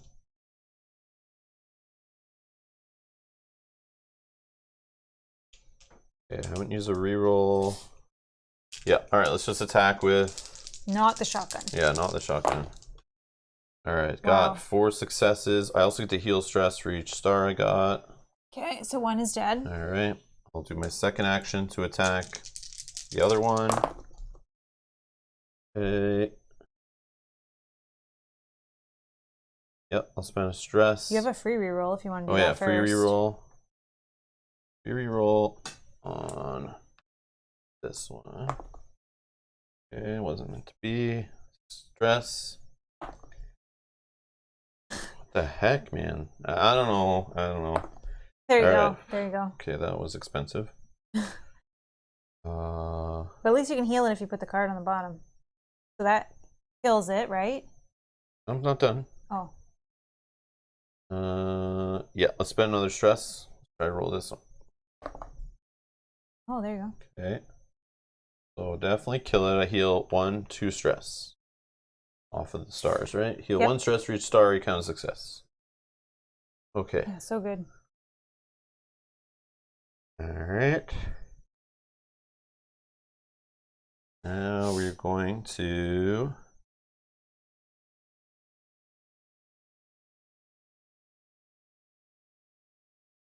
move this guy 1, 2. I'll stay there. Okay. Alright, the king in yellow. Choose 1. Each investigator rolls 1 black die for each yellow sign token they have. They take 1 wound for each success, and there's 1 sanity for each tentacle rolled. Or at the end, you do this. I'm gonna keep this card actually. I can roll 1 black die. That's fine. You just roll 1. That makes sense. Star, nothing. Great, perfect. Okay. End of turn effects. I heal 1 wound. You have you can discover first. Oh yeah, discover. Whoops. All right, headpiece display. The display contains the remains of the most beautiful queen who ever lived. You feel compelled to open the display. You may take 2 stress to claim the ceremonial headpiece, which when attacking each tentacle may also count as a success. Wow. So then everything but blank will count as success. If I do not, I contain the cursed condition. Wow. But now we have the sarcophagus. At the end of each of your turns, lose 1 sanity for each artifact you have, or take 1 stress if you have no artifacts. No, that's very bad. If you rest in the space with the sarcophagus token, you may discard all your cursed cards and heal all health and stress. Okay, yeah, I see. No, so we'll get 2 stress. And we will get the ceremonial headpiece. That's good for you to have. Yeah, would have been nice to have earlier. Yeah, fighting that would have been against, crazy. Yeah, the big guy would have been long gone. Pew pew. Yeah. Yeah, he would have been dead the first turn. So all the stress that I took like 4 stress. Yeah. I dealt him 6 damage. That would have been 10. He would have been gone. That's cool. That's cool. Crazy. Dan's saying, look at Obi Rob Kenobi ignoring chat and trying to actually win this game.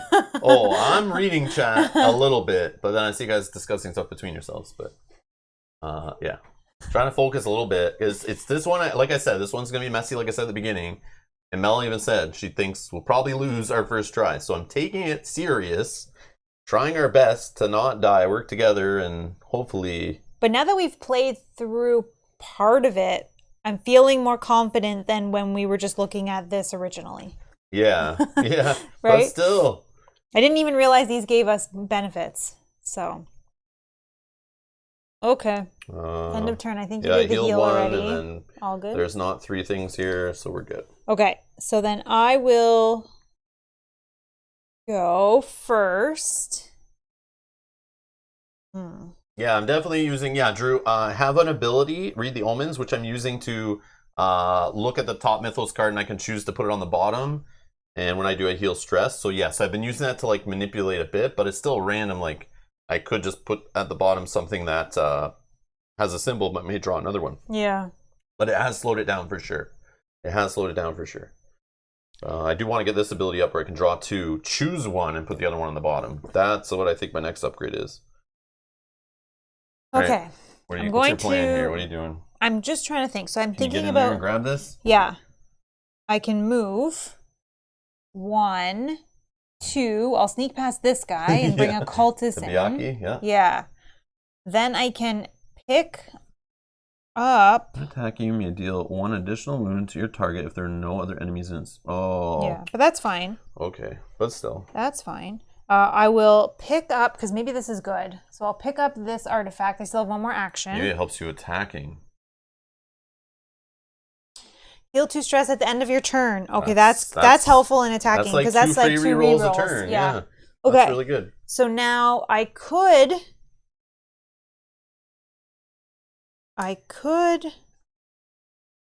Yeah, maybe I'll just spend 1 of my actions to attack one of them. Okay. So then I can potentially do some movement shenanigans and try to get, because I need to get that one. So, okay, so I'm going to attack 1, 2. 1 sanity is okay, so I will take that. 1 sanity, kills 1. Start as nothing. Okay. That's that. Mythos phase. The yellow sign. If you are in the same space as Hastur or Hastur's disciple, take 2 stress. For each stress you cannot take 1 wound. If you're not in the same space, gain a yellow sign token. Oh. Yay, you got a yellow sign token. So now I have 2, and 2 is bad. Uh-oh. Okay. I don't know what I did. I just talk of like, I threw you to the wolves or something last game of this. Was it this I did that in?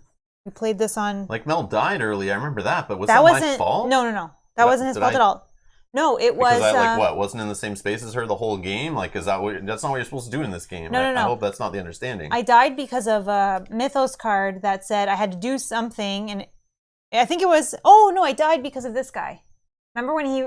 Yeah, there was his a when thing revealed, flipped. We didn't know. It said gain a wound, and I was sitting. Even though I recommended to you, I think I was even telling you what to do to make sure, because I was like, that is not right. Yeah, but when you were killing the snake or something, right? Yeah. I was like, no, save the snake because you're in this spot where like you take 1 more and you're done. Like, don't do that instead. And then I was like, well, here's one of these moments that totally I was talking about. Well, I was like, it's fine. It's not my turn. On my turn, I was going to rest. I know. But now we know that it could do damage on anyone's turn. Oh. They're giving you a hard time. Yeah. Always. They always give you a hard time. I know, I understand that, but it's like, I feel like last game we did very well together. Yeah, I thought we did very well. And even when I died, we had it under control. Yeah, it's not like I threw you to any enemies or ran and hid. Like, it was all about splitting up and getting things done in that one. Like, in this one too. Yeah. This one, literally, the objective, like, you have to be on separate gates and working separately to get it done. I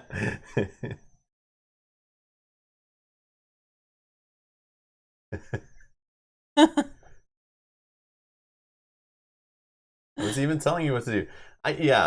No. Suggesting. And I do the same thing though to him. Oh, it wasn't my fault, Milda. Okay. No, it wasn't. It wasn't. I didn't know. It was completely my fault. I was like, did I do something to make that happen that I didn't realize? No, I feel bad if I did. Like, you killed the guy, but I was recommending you did that. We didn't look at his when revealed. That when revealed, he was going to deal 1 wound to anybody. I think if you had 2 or more. Because we were going in blind too, right? We didn't know what Hastur did at all. I now know that. Now we know a little better. But I don't remember. Was it stage 2 to 3, right? 3, yeah. On 3? Yep. So don't be on your last wound. When he goes from stage 2 to 3. Oh, I see. It could have been my fault for doing the attack. Yeah, but I was suggesting to do the attack as well. Yeah, that's true. Everyone was like, let's take him out. Yeah. Because you would have killed him and got... know. Yeah. But I could have just sat there and did nothing on my turn. So technically, yes, it was my fault. I was trying to do the game win condition of killing the bad guy. And the game said, Rob, you can't just go all gung-ho on the boss. You have to do it gently. And very well timed. All right. Yep. Whose turn is happening? What's going on? Okay, so I just killed 1 of the cultists in my space. We drew a Mythos card. You got a yellow token. Yep. Then that started that. Now he's going to fight me. So 2... Cultist attack. So 1 hit. I will spend... Oh yeah, get up to 2 stress spent. You're going to heal it back at the end of the turn anyway. I'll spend 1. Reroll this one. Got it. Yeah. Okay, perfect. Perfect. Okay. Sweet deal. And then end of turn, I heal 2 stress. Yeah. And then no 3 symbols. Okay. All right. My plan is to get that last token. So potentially, I think he's going to advance before we can do it. So as long as they're just not near any guards. Okay. So where you are, yeah. Like I could purposely try to get the sanity up so I can get that effect where I can look at 2 at least and maybe slow it down 1 more. But I'm just thinking. So if on my turn, I'm trying to think now for your turn 1 further. Yeah, because I won't have actions to move guards. 1, 2. So you already have the token. There's no guards that are gonna move it and make you drop it. Nope. Unless he is right here. Unless he advances twice before you get to go somehow. No. Which is possible, but it's based on choices. So you would go 1, 2, 3, 4, 5, 6 spaces away to even get to this thing. Then you got to pick it up. Then getting to a space like here or 1, 2, 3. I mean, that's the closest space. I just have to get through the enemies. So you basically just need to get out of here. So most likely you're not going to get this token unless I bring it closer to you.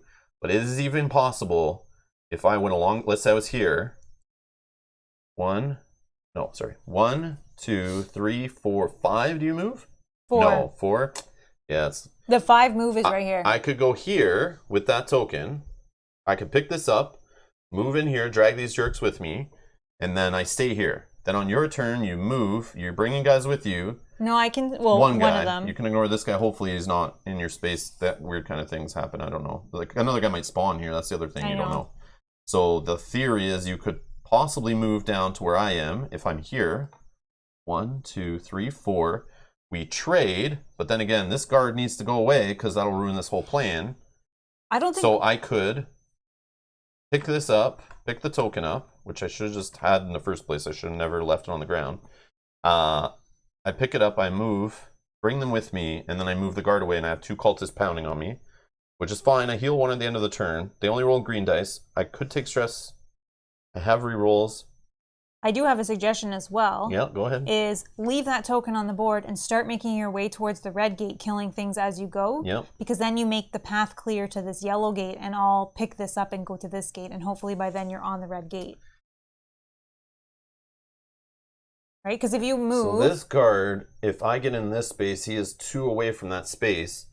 Yeah, or just spend... I just need to be 2 away from a guard because of the shotgun. And the shotgun helps me attack multiple in my space, which sounds great, but I need to keep the guards as far away as possible because if I move them close, I drop my tokens, I'm in jail, not a good time. No, or I don't have stealth to get all the way back to a gate very easily. Or just spend the actions to move the guards out of the way.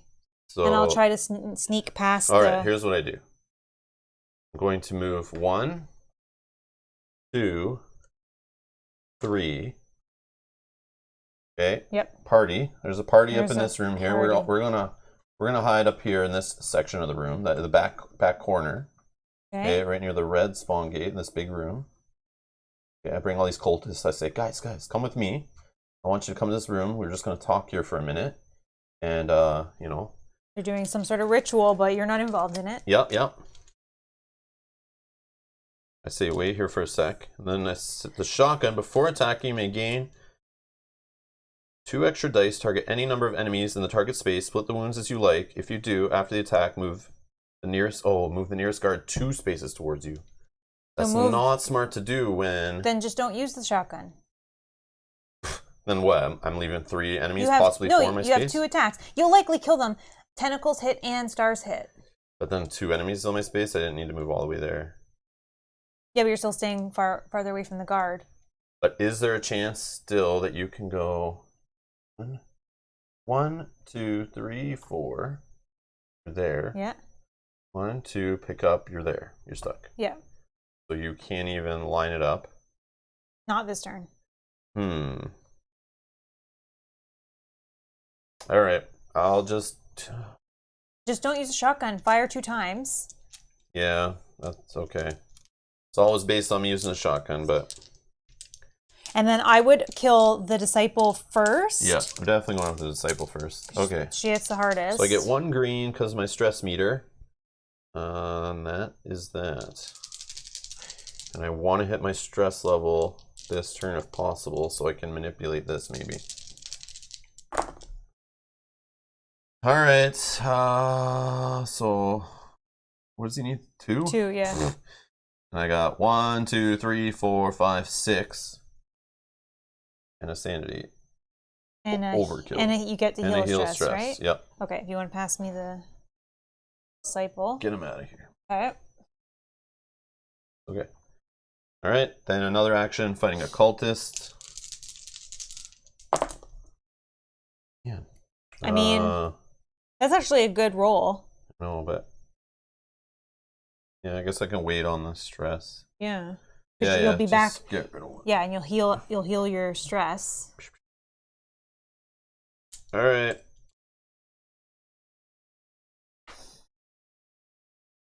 Nearest disciple. That will advance. And it summons a guy right in my space. Yeah, no, I'll put it on the bottom, even though I don't have stress to heal. Same thing, but they only move 1 space towards me. And this guy moves 1, and then summon 1 in the blue. Okay. And they're still gonna spawn. All right. Well, at least the guard's not gonna reach you. So they're gonna attack me. Sure, I'll take 1 damage. Next guy will attack me. I'll reroll. Free reroll.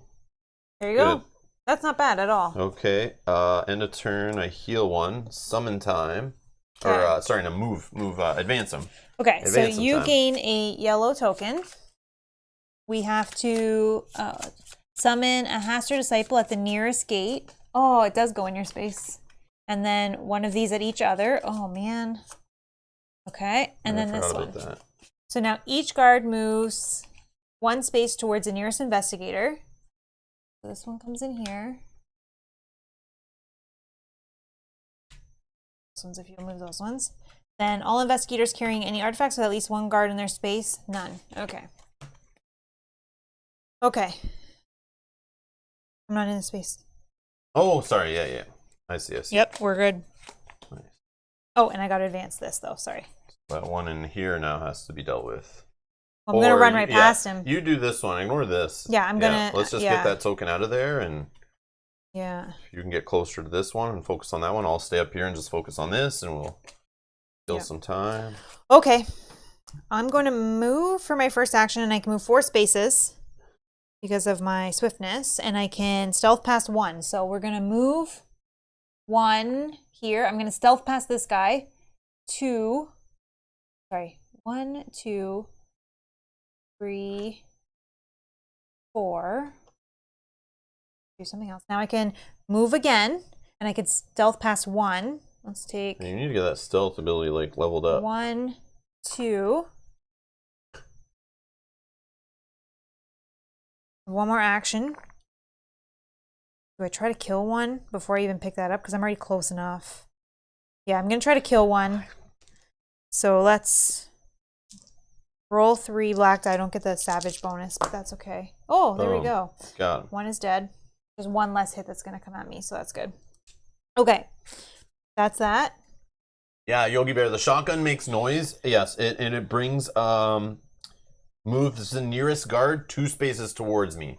So the one that was here would have been in my space, and then I knew this was most likely going to advance because we already had 2 symbols, which means I would drop my tokens and I would have to go to jail in the cell.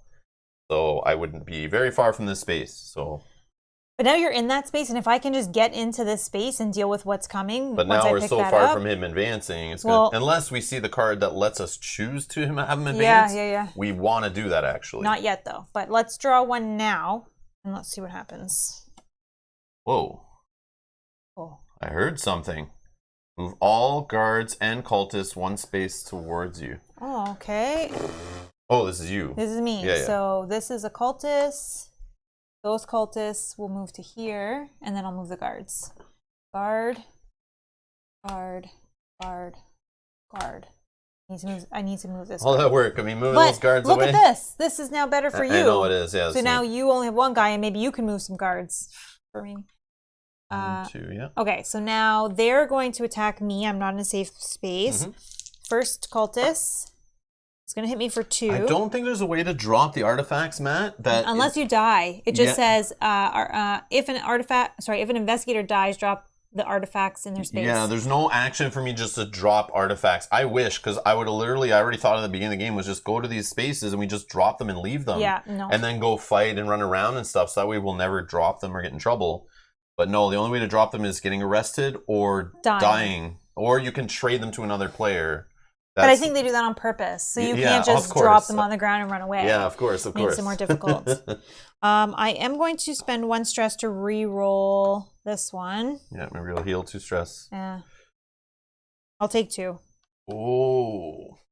Okay, second attack. This guy roll blanks on. I knew it. It's like I knew that would happen. That's what happened to me last time when I said, I'll leave my reroll. That's okay. Okay. That is good. End of turn. Heal 2 stress. And that. Okay. Go ahead. All right.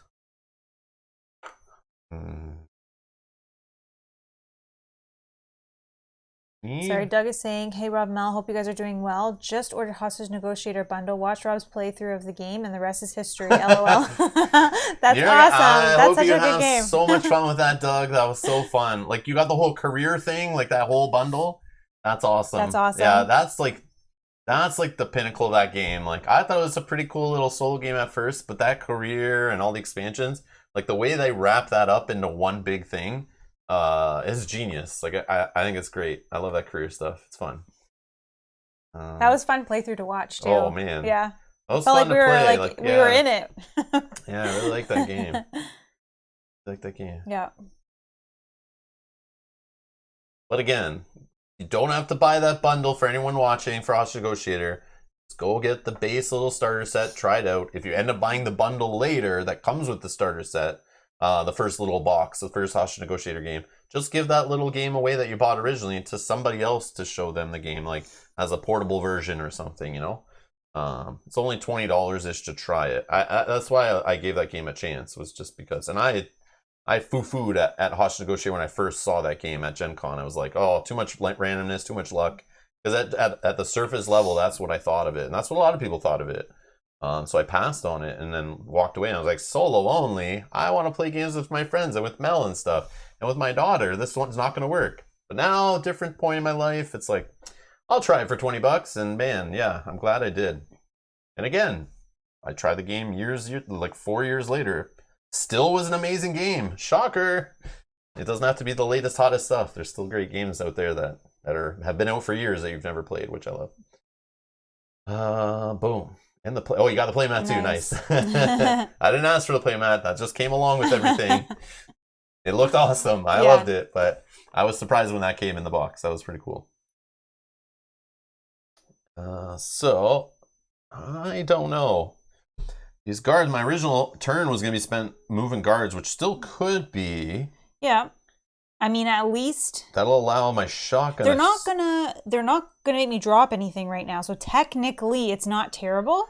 The shotgun was a big waste. I really shouldn't have taken it. Again, the shotgun problems. The shotgun will make them move 2 towards you, but that actually will put them in your space. And that's what I don't want to do. Oh, the nearest one. I pick the nearest one. Oh, so it'll be one of those two. Yeah. But again, if we're at the point where I want to make you want to make the guy advance so we can disrupt the trial, if there's a guy in my space, first steps are drop your tokens, go to jail. Yeah, no. Honestly, I'm just gonna fight this guy, exactly, and rest. Maybe I don't think you don't need. I would start moving guards if you have actions left over. Yeah. All right. I'm gonna fight this cultist. Yeah. Man, whoa, where's my sanity? I just want to do one more. That's a good roll. That's a good roll. All right. I'm gonna spend a stress. I want a sanity. You have free. Oh, free reroll. Free reroll. Sure. Okay, now I'll spin the stress. There you go. It is. Okay, there it is. So I kill this guy here. Okay. I'll go up purposely. I don't have anybody to steal items from, so I take 2 more stress. I'm now going to... Sorry, you did have some stars in here, so I don't know... Oh yeah, sorry. That would have... I've been at 0 stress for sure. 1, 2, right? Yeah, it just depends on when that happens. If that happens after this, then you would still be at 2 for that. So I re-rolled up to... You reroll this point, yeah, and then I would have healed 2, then I would have gained 2 from this. Yeah.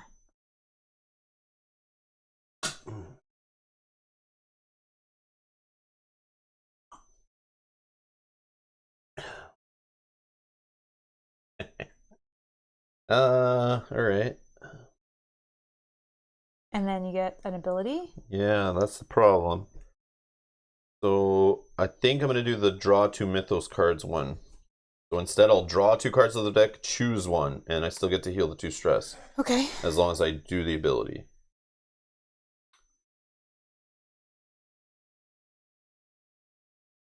Wait, you may put the first Mythos card you draw each turn at the bottom of the deck and draw again, if you do heal 2 stress. Yeah, you've done it correctly.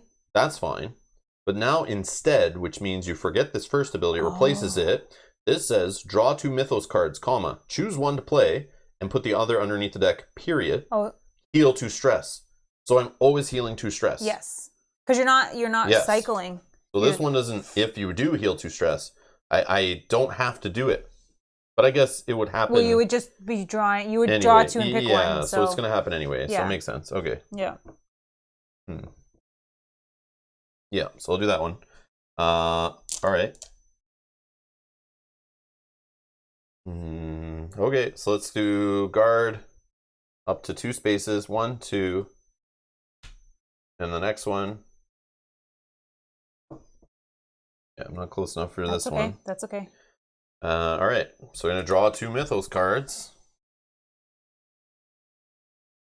Each investigator with 2 or more yellow sign tokens takes 1 wound. That's fine. Summon a cultist, or each Hastur disciple moves 1 space towards you, then summon a Hastur disciple on blue. I'm okay with Actually, we could do that, and that gets one of the symbols out. Yep. Well, but we want to have 3 because I'm almost there. Well, remember, I can try to get one of the cards that says 3 on the bottom. I know, but I want to use that to our advantage. But I don't know how many there are. There was 2 at least we've seen. All right, I'm going to take that one, put this one on the bottom. I'm going to heal 2 stress. We're going to move this one here, and then we're going to summon 1 at the blue. Okay, end of turn. I heal a wound. I'm good. No, you get to discover. Oh, yeah, discover. Yeah, there's I'm in a nobody safe there. space. Yeah, what the heck? Yeah, woo! Wow. Science mannequin. A replica ceramic human with all the organs showing. The liver is missing.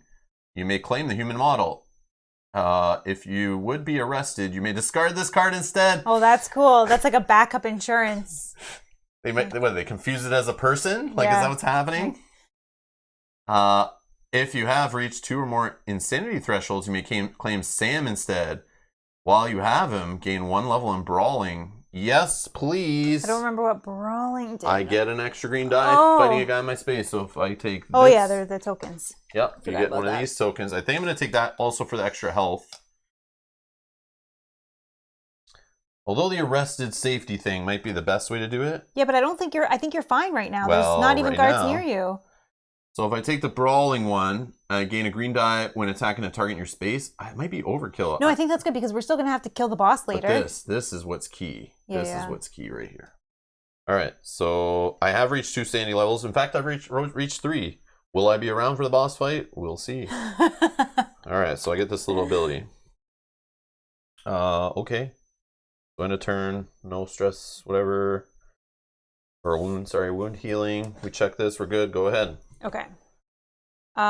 First action, I'm going to pick up this artifact. Brian S. says, school is out for tomorrow.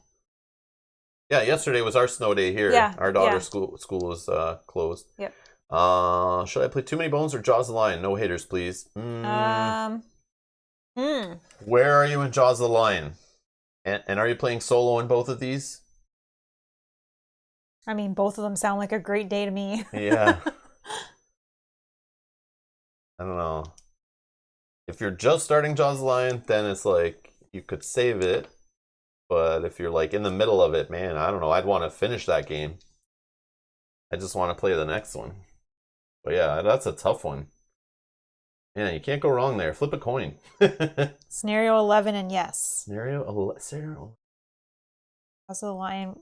Yeah, which goes up to like, there's 25-ish in the game. But you may not play them all, obviously.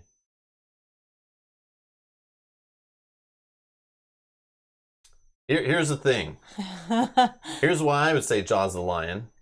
It depends how much time you have. Because if you have only a limited amount of time, obviously you'll spend less time setting up and cleaning up big time less time setting up and cleaning up with Jaws of the Lion than you would Too Many Bones. Too Many Bones, setting that up, yes, if you have the troll chest, it makes it a little better.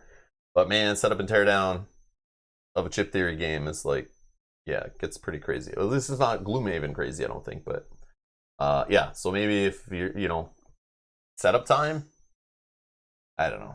I would probably also say Jaws of the Lion, because I know when I was playing through that, or when we were playing through that, I wanted to see all the scenarios, right? With Too Many Bones, I felt like you can kind of, not that you can play it whenever you want, but you can. But yeah, when you're in it, like, yeah. I just want to play the next one. I say continue your campaign. Continue your campaign, get it done, and yeah, play through it. Yeah. That's what I say. That would be my guess. My vote. My vote's Jaws of the Lion. Yeah, same. But it looks like we might be outnumbered by people saying Too Many Bones in the chat. But yeah. Yeah, but it's like, it depends also Too Many Bones. Maybe you're in the middle of an Age of Tyranny campaign and you have it all set up on the table already. Like, there's so many variables. But yeah. Jaws of the Lion definitely can be banged out faster if you're just playing like one scenario. Yeah. But either way, you're going to have a great day. Yeah, yeah. Or you can play multiple Jaws of the Lion scenarios in the amount of time you can play one run of Too Many Bones. Okay, so first action, I picked up the token. I need to get to this space just in case we draw something that can help us. So my second action is going to be to move. I'm going to sneak past the disciple and bring these guys into here. And then my last action is just going to be to attack one of them, and hopefully I don't take much damage. Ooh, okay, that's not going to do anything. So let's spend a stress. Let's roll this one. Actually, no, that one was fine. Let's keep the tentacle. You need some of that. 1. I will heal 2, so let's do... Yeah, but it's at the end after you've been attacked. 1 more. Okay, so 1 is dead. I just didn't want to be attacked by 3. Yeah, of course. Okay. And then I take 1 sanity. Okay. That is me. Mythos? Draw a Mythos card, yeah. Rapturous Frenzy. Each cultist move 1 space towards you and summon a cultist at the red. Okay, so these guys are going to move down here and then 1 here. Okay. All right, so you're going to get attacked by 2 cultists. I take 1. And then I will spend 1 to reroll this one. Get it anyways. Okay. Okay, this is scary. But I do have this as a backup. Oh, I guess I could just take that now because he doesn't do anything for me. Yeah, let's give him that 1 wound because he doesn't do anything for me. Unless there's a card that comes up saying if you have Teddy the Janitor, you may take the following, or no, it's fine. You can let him get arrested instead or something. It's fine. Let's try to be safe. Well, either way, they're both safer. Both you taking a wound. All right. End of turn. I heal 2 stress, and that's me. Yeah, but now that I'm there, I'll just kill things. Yeah, but you're on a spawn gate, so enemies keep spawning, and it's like I can choose to make sure one doesn't. But potentially, this will disrupt the ritual if we can get if you can pick one, and then we can move on to the second half of the game. But I mean, for you to heal. Yeah. But then I can try to get away from some of them. Oh yeah, true. With my snake. You need this. You need this to happen very much. Yeah, I'm close, but I can't roll tentacles to save my life. Okay. That's okay, I think. All right. Because even this guard is still 1 away. That if it does, I think we're good.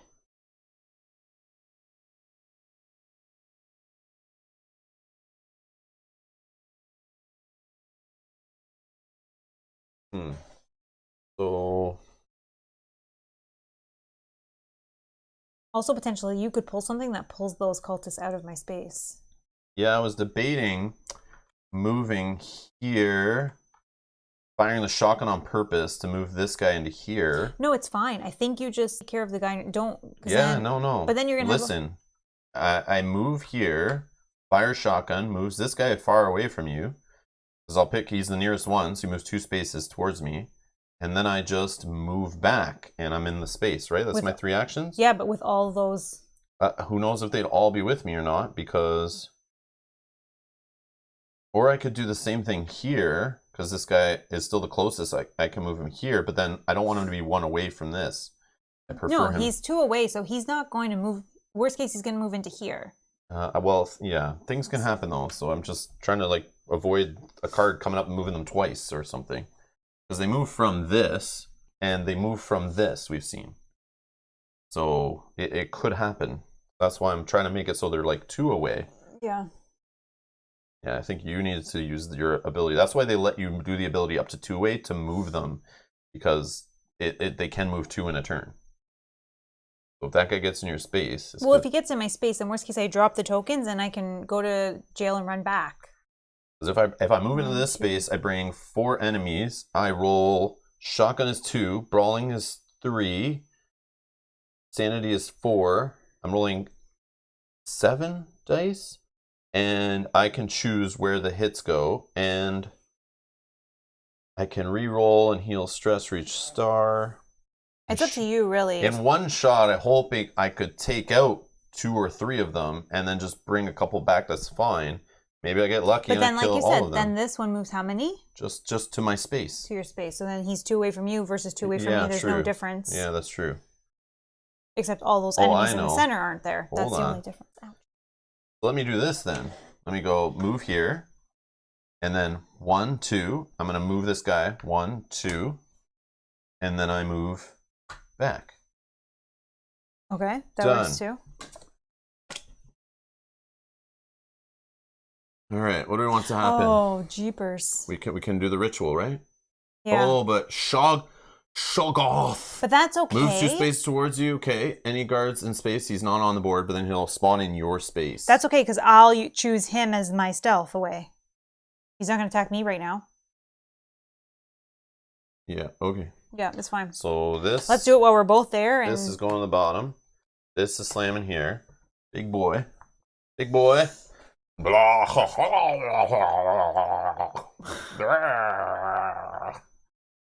Okay, he's gonna come in this space. He's like a Pokemon, right? He says his name is his thing. That's all he ever says. Like kind of like Hodor too. So he's just like okay. Flip it. All right. Yeah, Drew, I cannot roll tentacles. I think I clearly only Michael, rolled 2. are you joking around? Are you being a joker? Says I would like to try too many. There's no trying too many bones. You don't too many bones because of the weight and the components used is a premium product not meant to be just tried. You have to find somebody who owns it to try it. There's nothing to buy to try that game. It's something I've complained about before. I wish there was like a 1 gear lock, 1 tyrant, a bunch, like a couple sets of baddies in a box for like, $30 to $50 would be sweet. I don't know if that's possible, but then people would be, it's more of that impulse buy.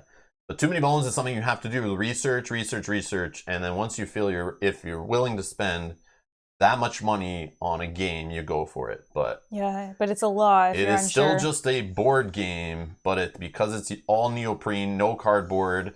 The card stock is actually PVC coated waterproof plastic. The game is windproof, waterproof, except for the rule book. And the weighted poker chips and stickers, the art, all that stuff. It's like a friggin' super heavy game, but it's premium, and it's premium at a price, obviously, right?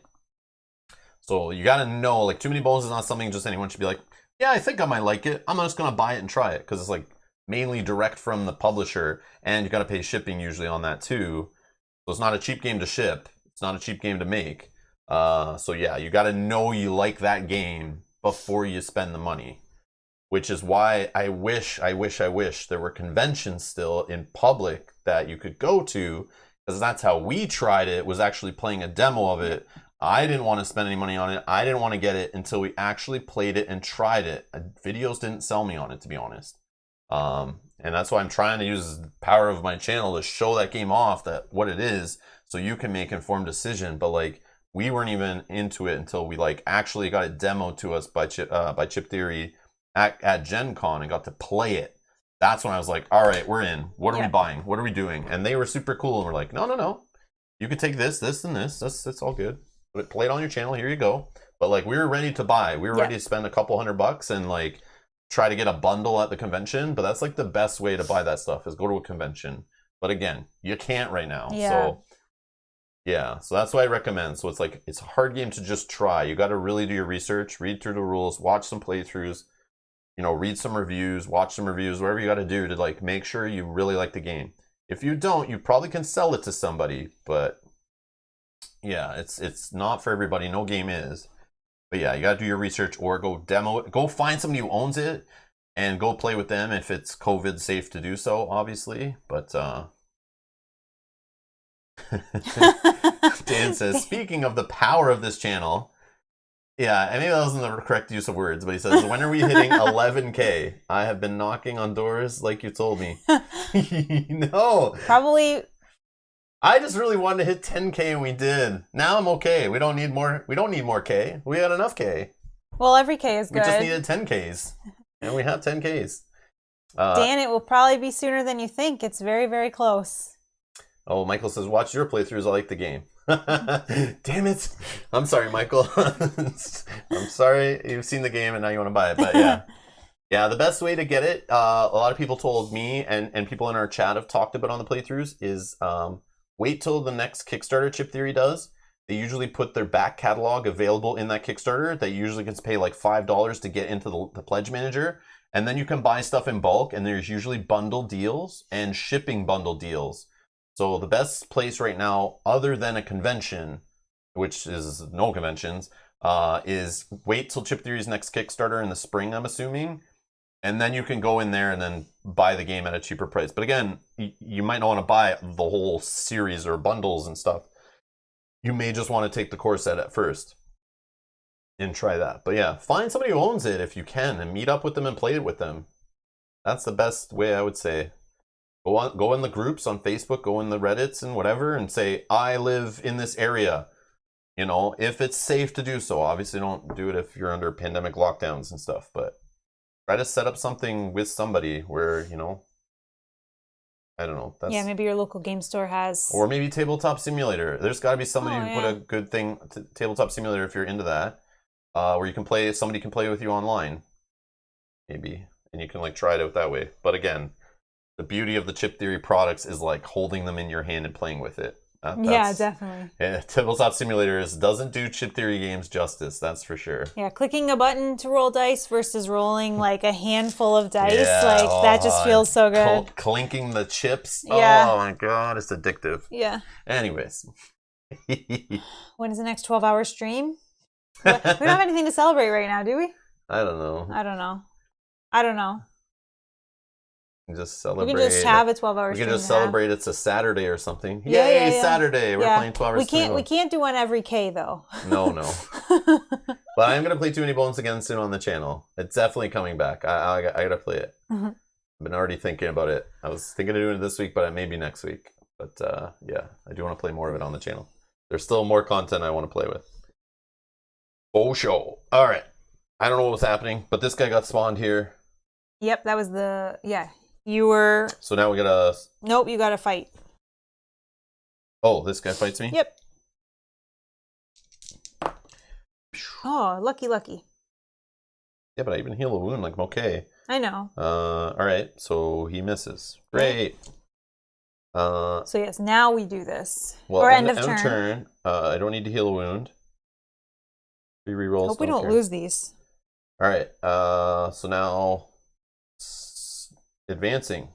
Okay, so let's do this. Yeah. Oh. He's gonna come on the board, so let me just. Because we're disrupting the trial, so right? First, when he advances, you gain a yellow sign. Well, he doesn't come on the board yet. Yeah, he does. No. Why? He's not in the red yet. Oh, because we're. Oh, sorry. I guess we haven't disrupted the trial yet. It's gonna happen in like 2 seconds. Yeah, but that's past the step. So we check the Mythos discard pile. If there's 3 tokens, the Elder One advances. So advance him and do any advancing things. Okay, you take that. Okay, I took that. Summon a Hastur's Disciple at the nearest gate. Okay. With you, and then a cultist at each other gate. Oh my gosh. Yeah, that sucks. And then, but this one says... Yep, now start those steps. When the Elder One advances. Each guard moves 1 space towards the nearest investigator. Okay. These ones move this way. Okay. Then all investigators carrying any artifacts with at least 1 guard in their space are arrested. They drop Nope. After that, if there are investigators holding 2 artifacts at least 2 of the different normal gates, they overload the gates and disrupt the ritual. Boom. Ritual's disrupted. After the ritual is disrupted, remove all guards from the board. Ignore any effects that would affect guards from now on. Boom. Oh, so now the next turn he comes in. Yeah, because it's And then check Elder One summoning. If a red space is reached or the ritual is disrupted, move the stage 1 card to this side and resolve stage 2 revealing effects, summoning the Elder One. Oh, okay. So he comes on the board next round. I don't know. Does he though? So we did the check the mythos. If there's 3 or more Elder One advances, apply the Elder One and episode card effects, then reshuffle the mythos deck. Oh, and then check for Elder One summoning. Yeah. If the red space, so he's going to summon now. Okay, now he'll summon. Yeah, sorry. Okay, so we've already done this one. So now, when revealed, summon Hastur. This is Hastur. Sorry, I thought something. Summon Hastur onto your space. So he's going to come up there with you. Yay. You can organize that better if you want. Then one Hastur's disciple at the nearest gate, but we don't have any. So now monsters and cultists are going to... monsters and cultists gain a green die when attacking if their target has 2 or more yellow signs, which is both of us. Damn, I forgot about that. Yeah, that's fine. Okay, and he has 12. I'm going to do like that. He has 12 health. Oh my god, this is deadly. I need to get away from this. Okay. That was you, right? Yep. Okay. Me. I'm going to move. I'm going to stealth past that big guy. Go much farther. Oh, just fight a couple guys in your space and chill, I guess. Because I have like only 2 damage. Remember, this guy does run and go to different gates and stuff. So he may not be yet. Yeah, I know, but like I may do 12 damage to him on my next turn and he may just show up down here. So like you being near theirs might be good. Yeah.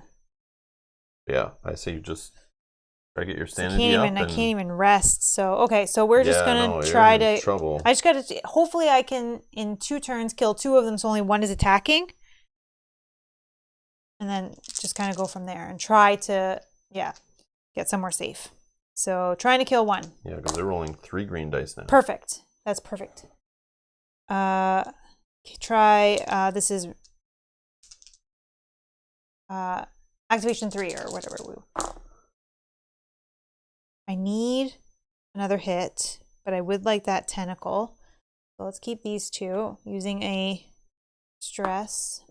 1 more. Yes. Okay. And I take 1. I wanted to, but I mean, I can only take what I can get here. Okay. That is my turn. Draw a mythos. Please move things away from me. Nope. The big guy's going to move into your space. This is going to kill me. Oh, this is going to kill me. And then we summon a Bayaki on the yellow. Oh my god. And this guy's already on the board. Okay. Investigator fight. So let's do...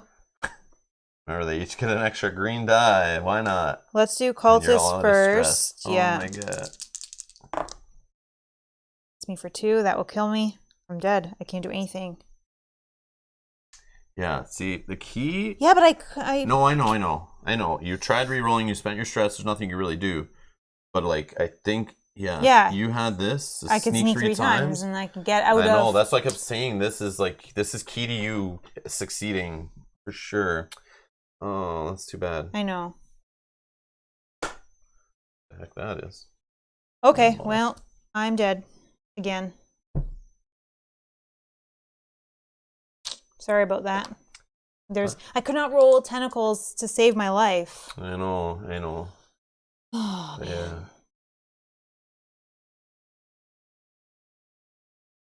That's okay. Okay. That's okay. I guess I died, so I can put these on the ground. I don't know if you ever want to pick them up. But maybe you can do it. I mean...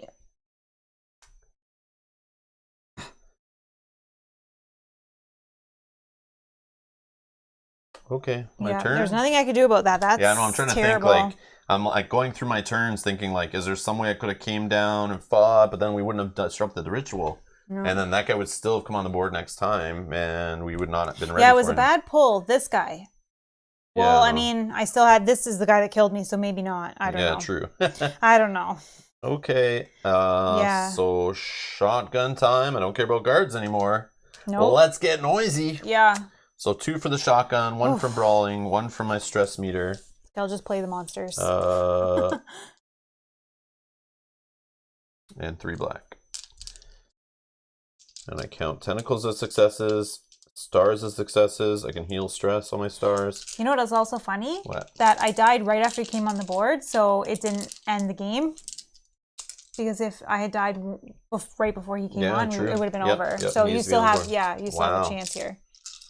All right. Wow. I don't know. Can you target whoever you want, or yeah, all yeah. of them? I'm targeting all of them. I can split ones as I want. Sure. Okay. And So I have 1, 2, 3, 4, 5. 3 of these tentacles. But I'll get more, I'm sure. And Rob counts successes, tentacles, and stars all as hits. So I got 1, 2, 3, 4, 5, 6, 7 hits right now.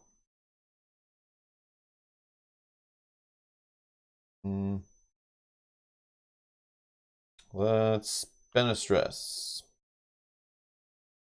Oh, I didn't even know they had one more die there. Spend a stress. Okay. 8. Yeah. So I'm going to get rid of this guy. 2. This guy for 2. And then 4. And 4 on the boss man. Okay.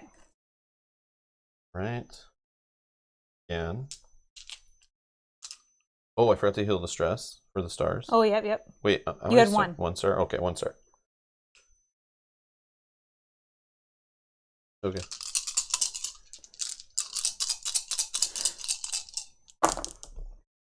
Whoa, that's a good one. Yeah. That's a very good one. Oh, did I not take my sanity either? No, you I didn't. had 2, right? Yep. Okay. So yeah, this is a perfect roll, actually. Well, not perfect.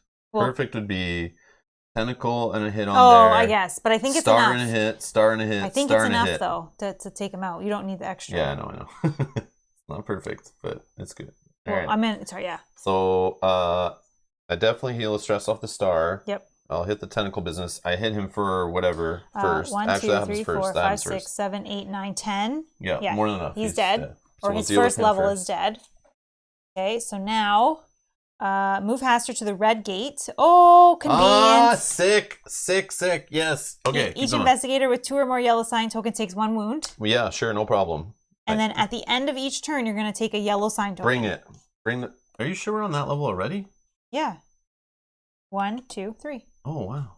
This level and then He does that at stage 2? 3. 3? Oh, okay. You already beat stage 2. I get it. Okay. Yeah. All right, so 1 more after this. Okay. Yeah. That was only second action, right? So now I got to do my sanity. Yep. Because that was first. Sanity. I get an extra green die. I am going to use the stars counting as 2 successes each. Level that up. And then this problem, no steal, so 2 stress off my kleptomania. I don't have anyone to steal from. It's a problem. So then my final roll of the turn. This guy gonna roll on me? He's going to roll. He doesn't count himself, No, right? So yeah. 3 and 3. So you might be able to take this. I don't know, that could be a lot of damage. But 12, though, you might be able to take him out, though. Like another level. Yeah, then he's rolling more dice on me. True. I might get one-shotted. You do heal 1 wound, though, right? Yeah. Oh, after he goes. Yeah. Yeah. Do you I have don't a know. companion that... 2 health. 2 health. Okay, so you have backup 2.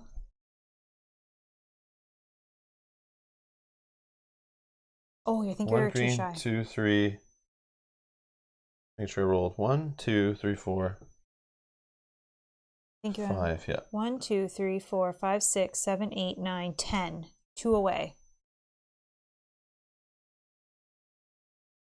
But again, if you want to keep the rerolls for his 5, roll. 6, 7, 8, 9, 10. Oh, but you are going to heal 1, 2, 3, 4. You have 4 stars. So I guess you could take. Yeah. So we're going to spend a stress. Actually, I'll spend a stress. I haven't done my free reroll turn. Oh, that did it one shot. So we get the what we needed there: a hit and a tentacle. Okay. So now, when revealed, move Hastur to the yellow gate. Oh yeah, this problem. Man. Yep, here's the Then problem. each investigator. Oh, then he won't attack me. Yeah. Ah, even Juicy. better. Then each investigator with 2 or more yellow sign tokens takes 2 wounds. Oh god. Any one investigator may sacrifice themselves, take wounds until dead to stop this effect. Right. And then at the end of each turn, roll a black die for each yellow sign token you have. Take 1 wound for each success and lose 1 sanity for each tentacle rolled. Okay. Okay. So now I'm going to heal all my stress from 1, 2, 3, 4 stars. I'll take my 2 sanity. Oh.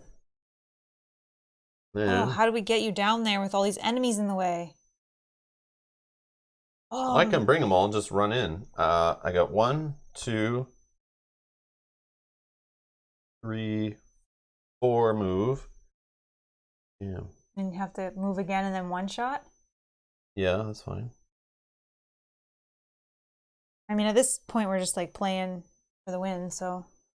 Yep. Okay. Then there's some end of turn stuff. I think you have to do the mythos. Draw and a all card, that yeah. first, So I'll draw 2.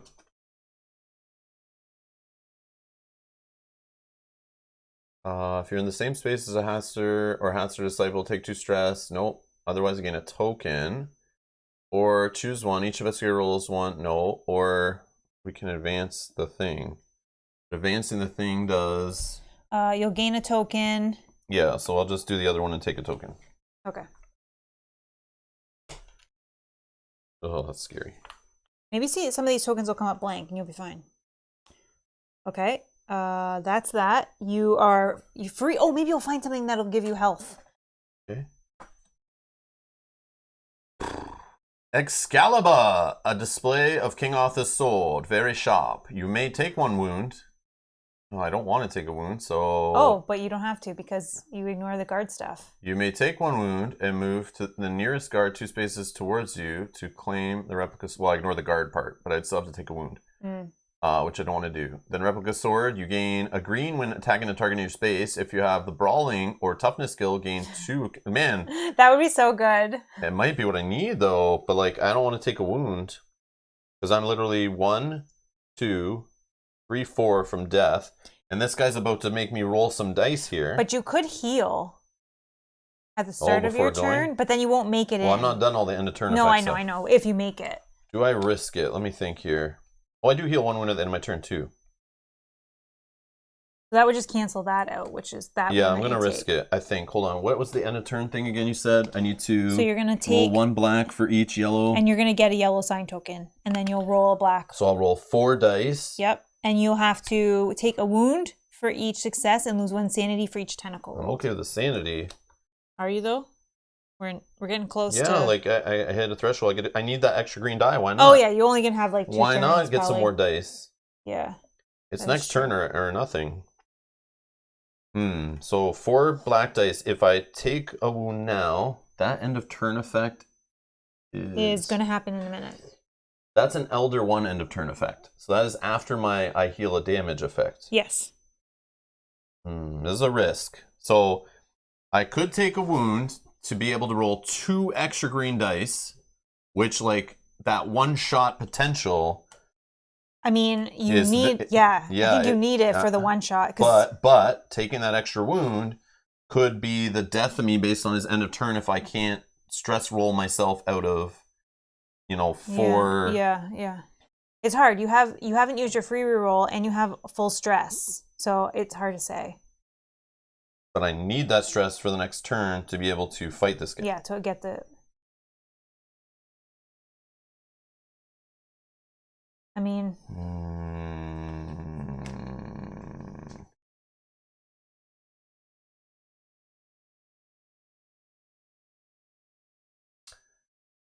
Bob obviously wasn't here in our first episode of Cthulhu Death May Die, where I made the joke and had it on the screen that it was Zombicide Cthulhu Edition. Yeah. Because I think he's just realizing now that this is just a reskin Zombicide. Yeah. Surprise! Isn't every Come On game just a reskin Zombicide? Like, I thought that's what their thing was. If it has miniatures, I'm sorry, every Kickstarter game full of miniatures is just a reskin Zombicide. At least Guillotine Games. Anything with Guillotine Games on the box is a reskin Zombicide. I mean, I think you chance it at this point. The gamer in me says don't, because I feel fast forward. Just became a subscriber. Thank you so much. Thank you. Welcome. Thank you for the support. Welcome, welcome. All right. Oh. It's the subtrain here. Jonas Batista, thank you so much for subscribing. Yeah, see, they could have subscribed like earlier today too. I know. And it's just refreshing it now. YouTube's definitely broken the system of alerts for sure. That's okay. But getting us closer to that 11K. Either way, thank you for subscribing. Anyone who subscribed, thank you, everybody. Thank you. If your alert didn't pop and all that stuff, yeah, YouTube made some changes. It broke all the alert stuff. Yeah, so we appreciate you subscribing anyway. But yes, I will take Excalibur. I'll take a wound. Probably going to kill us. Probably was a dumb mistake. No, it's not. You're going to do this. I don't need more green dice, I feel. I feel like I got it under control. But again, it's all going to be down to one roll because I don't have enough movement to get all the way down here. Exactly. So, yeah. So the extra green die might just save you. Yeah, I might need it too. We'll see what happens. Okay. So you did that. End of turn effects. So you'll heal 1. Check the Mythos discard pile. Nope. Check for summoning. Nope. And then Elder One effects. End of turn effects from the Elder One. So you'll get one of these from end of turn. Gain 1 yellow token. Okay. And now roll 1 black die for each yellow sign token you have. Okay. So I'll start with 3. That's all we have. So I'm definitely going to keep that. So I have a blank. I'm just going to use that as the 4th die to roll for now. Yep. While I evaluate. So I've made a note of the result because we do not have the extra dice pack. So that would make you right now lose 1 wound and 1 tentacle. Which is fine. Yeah. The tentacle especially because it gives you another green die. It's up to you if you want... You have a star, so it's up to you if you want to try to re-roll the tentacle. No, because I need that stress for that final attack. Or the wound. I mean, the wound. No. No? Okay. No. It's all on this turn or nothing. I'm going to be in a space with 68 enemies. So I'll just leave it the way it is. I'll take the 1 wound. Okay. And we can also put 1 on your on Sam if you want. No. No, you want Sam? What are you, Smeagol here? Trying to hurt my buddy Sam? Leave him alone. Sorry, just saying. Leave him alone. He can do what you want. He's not a fat little hobbit. He's not a fat hobbit. Leave him alone. Drew saying, is this really comparable to Zombicide? Serious question. I've resisted that whole craziness as it looked boring, but I love this game. No, this game definitely has twists to it that makes it better than a Zombicide. Yeah. But I joke because it's like... It's like miniatures on tiles and you're rolling dice, fighting miniatures. It's gung-ho, like... Just like Zombicide is, you build up, you get nice weapons, you get by the end of the game, you got a big handful of dice, you're destroying tons of miniatures. That's what this game does. So, in its simplest form, this is basically just another Zombicide. But where it blows Zombicide out of the water is it's not 10 scenarios in the box that are all exactly the same. Yeah. This only gives you 5 scenarios that are all different. Yeah, they're all different so far. In Zombicide, almost every single scenario is the same thing. Go find tokens, flip them over, looking for specific colors to open the doors, get to an exit. Yep. It's like the same thing over and over again, 99% of the time, unless you're looking at fan-made scenarios, which are way better than usually what Come On puts in the box. But in this game, every scenario has a different flavor to it. There's only 5 in the core box, when you usually get 10, but the fact that they're each different, and then you can mix an old one in to spice it up, just the variety in the box blows that out of the way. The only thing it's still missing that I complain about Zombicides a lot is I feel like they should have a campaign in the box to kind of tie those 10 scenarios together. Kind of some level up mechanics would be nice. Yeah, some progression. But not every game needs to have campaigns and things. And yes, you can throw them in expansions. That's fine. But this is definitely blows Zombicide out of the water. but it is still in that same category. It's from the same family. You can feel it in its design. Yeah. It's a Zombicide Cthulhu edition with a cool twist to it and stuff. But it's like a lot closer to the Zombicide than not. At least that's what I would say. But I agree. Also, I was just going to say, War Wizard Games says, showing you guys on the big screen so they can see how it works. Awesome. Where are you? Where is it? Are you in a game store? Where are you showing us on the big screen? That's cool. Just stop and say howdy. Getting ready to play episode 1 with my near frozen family here in Texas. Oh, okay. Now playing it at home. Okay. We're on the TV. I missed that one. Hello, family. Hello. Have fun and good luck.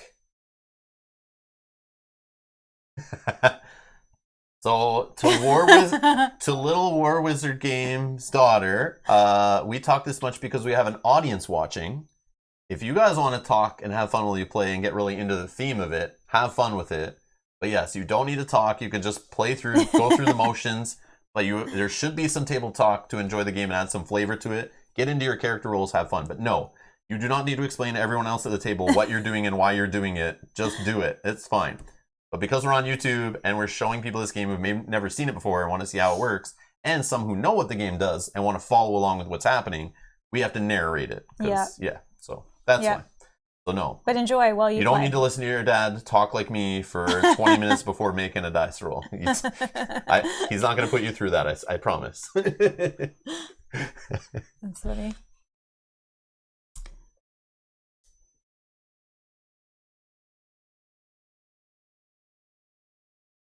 Oh, now they're asking what Zombicide is. Oh. Uh-oh. We do have some videos on that if you want to show them. I know. I would this is good. This is, yeah. So Zombicide is basically, if it's just you, it's a group of you. So there's Zombicide that's in the modern times, like our time, basically, where it's like Walking Dead or, you know, those kind of like horror movies where you're like, you know, in a rundown city and you got waves of zombies coming to try to kill you, and you're using weapons, digging through piles of stuff, looking for baseball bats, bottles, whatever you need to do to fight off zombies. You're trying to open doors, run around the board, do little missions, and get out. It's pretty simple. It's a little more simple than this, but it's fun. A lot of people get into dungeon crawling and dice rolling games and these kind of miniatures games through Zombicide. It's a very good, like, simple, and they try to keep it simple for newer players. It's good. Like, I've taught players that have never really played a board game before, and I had them rolling dice and laughing and screaming and having fun and trying to work together. It's a great co-op game to teach people about co-op games, too. That's another thing for those who maybe come from just playing Monopoly and stuff, or Catan even. It's a good co-op game to show someone co-op games to work together. And it's great if you can get the full 6 players around the table, or 3 players each playing 2 heroes each, but you have to have 6 heroes. In this game, they designed it nice so you can have, you know, 2 players at the table and we're just playing 2 heroes. But if you're playing Zombicide 2 players, you each have to control 3, because you always have to have 6 survivors in the game. But they also made a Zombicide that's fantasy themed.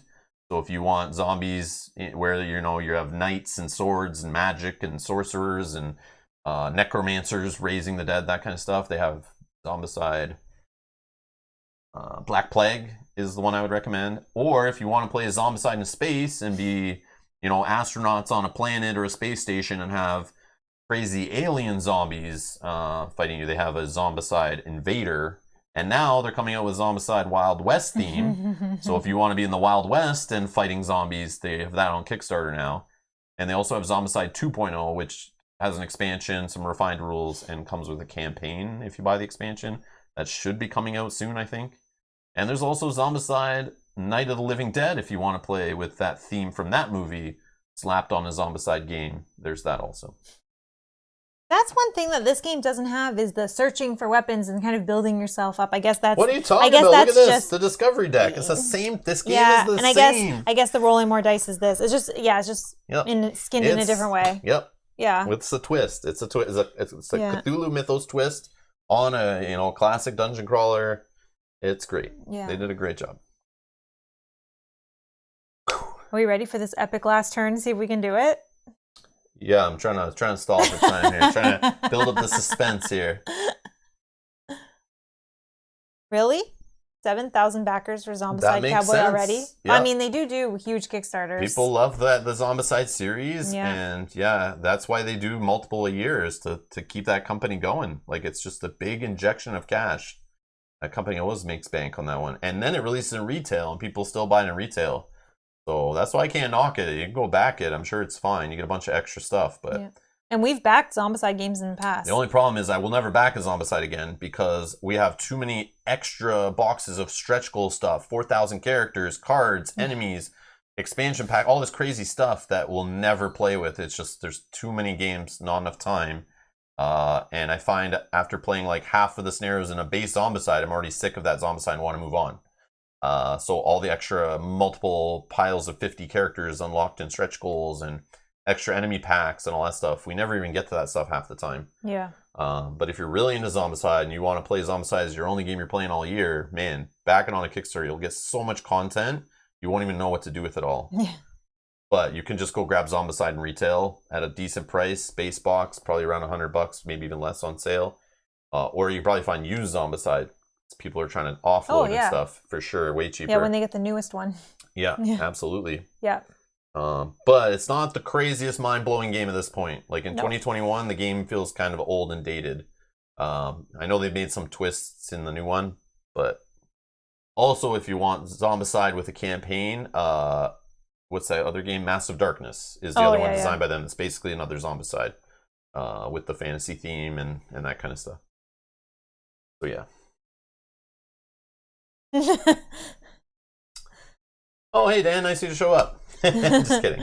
Nice of you to join us in the future. Just realized I was 2 minutes behind on the stream. Oh, that happens all the time. Yeah, I know. Sometimes it stops or pauses or whatever, then you forget like you stopped. Yeah, I do that all the time.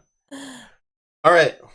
Okay, this is going to be epic. Hopefully, let's get fingers to it. crossed. All right, here we go. Probably final turn of the game. It has to be the way I'm doing it. All right. So I am going to move 1, 2, 3, 4. This looks like Zombicide right here when you're like piling all the minis onto like the smallest space. My second action. You just pretend, like you can just say it and we'll just pretend they're all in the same place. Now, if I did the upgrade of 1 free run action a turn, I would have had 2 actions to fight them, but I think the extra stars. I think you got this. So I'm going to move in here. So we're all literally together on this space. I'm in there somewhere. And I'm digging out my shotgun. As my third action, I'm going to attack all the targets in the space, and I can divide my wounds up as I like.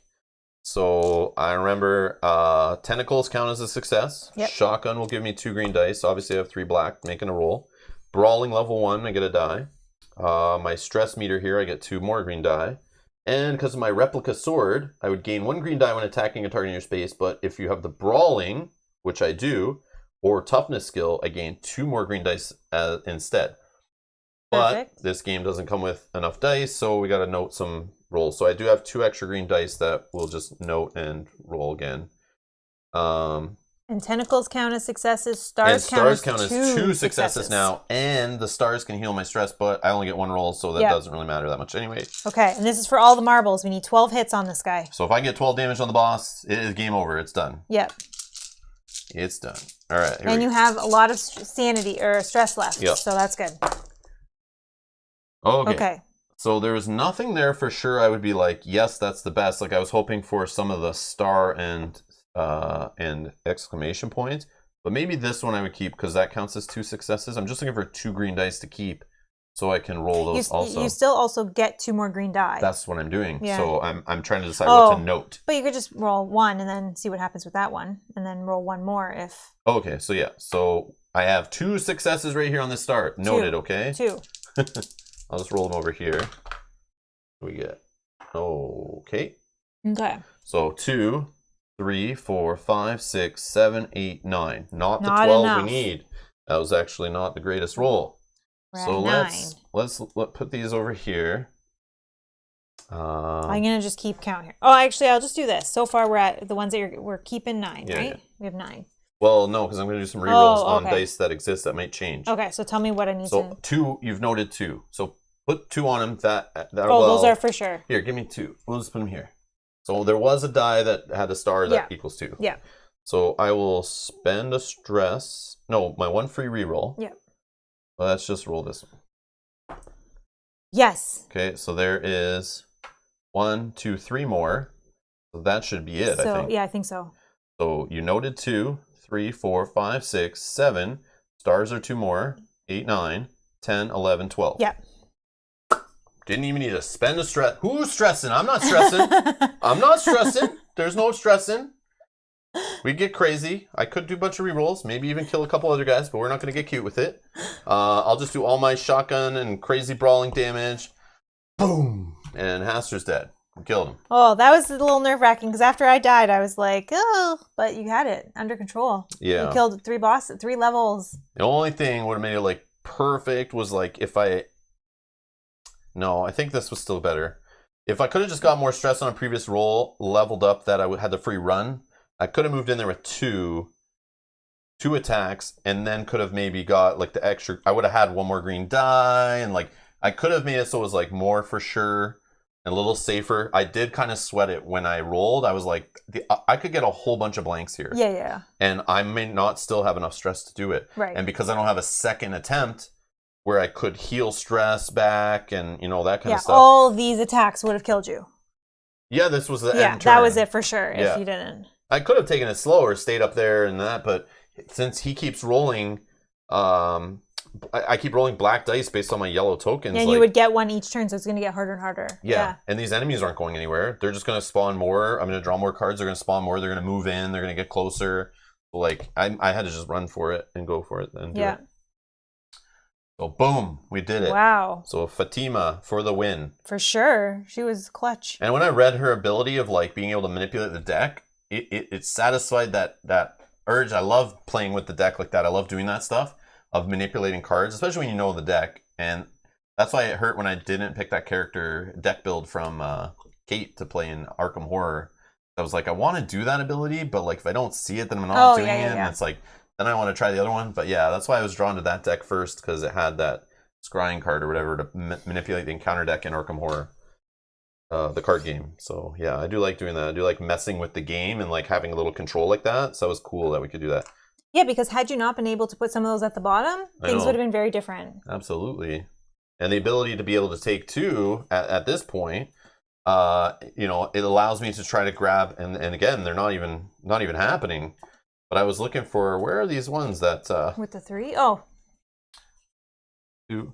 There's 3 of them. There's 3 of them. But they were nowhere even near the top, so we'd have to get a shuffle. But I was hoping to find one of these, and we use these to control when... for disrupting the ritual. Once that I saw that was like I could purposely pick that card, which you think is the worst card. Yeah, version 1 Zoe, yes, yeah. Kate.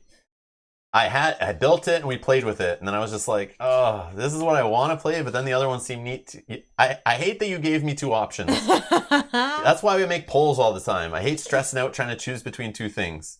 It drives me nuts. I want to play with both decks. I even wanted to like run a separate campaign using the other deck, not on stream, just to play with it. It was very cool. Like, it was a lot of similar cards, but it was just that whole, like, I saw what you were doing there, and it was like, yeah, messing with even the other investigators decks, like looking at the cards, helping you dig for stuff. I was like, man, this is going to be amazing. I'm going to make, like, help Mel out, find things she needs. We're going to get better set up.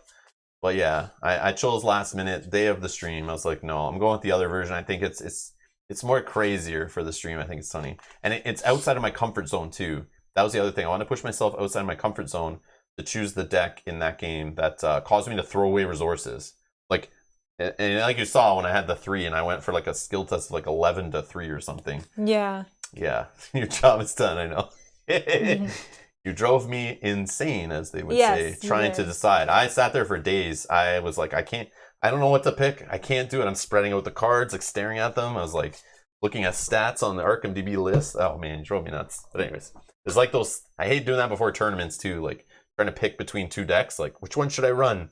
It's like, which one will the meta run against? And like, who will this guy play? I'll probably see this guy in the cut. What deck will he be running? And I hate that decision. It drives me nuts. It stresses me out a lot.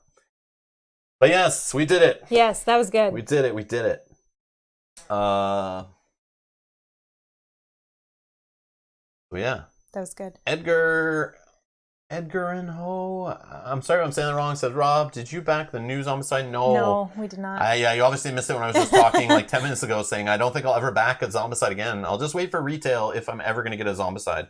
And I'll just get the core box. I don't need any stretch goals. I don't need any expansions. Because they come out with so many Zombicides so often, or Zombicide-like games, I'll just wait till they hit retail and see what people say about them and whether they're that different. But the gimmick, I looked at the gimmick they have of like basically the train driving through the map, like, but the dynamite's very similar to like it all has the same mechanics. Like they're trying to show a Gatling gun, but we've already seen that in the catapults and like the what's the other one in the bots and the Invader. Like it's a lot of the same stuff, just reskinned with the Wild West theme. Yeah. So it's like it's nothing new and crazy. I don't want to spend that much money on a game like that. I'd rather spend that much money on something that's like giving me something new to my collection. I don't need more boxes of miniatures that played the same way. So yeah, because if we want to play Zombicide, we'll just pull one of the ones off the shelf that we already have. But yeah, if that game, if Zombicide, they like change it and add more to it, or something happens during the Kickstarter and then it hits retail, and it's like it's really that special and feels different and fun, and people will be interested in watching it on the channel, then yeah, maybe I'd just grab a retail core box, play through that, and that's it. Like I'd be good. Yeah, because we don't need all the extras. Yeah, like I want to be on the next game by that point. Yeah. So that's what I learned. That's my regret, is backing Zombicides on Kickstarter and having shelves full of stuff I'll never play with. Yeah. Like I should have just got the base game every single time, and at retail, because you get it for cheaper also, and support my local game store.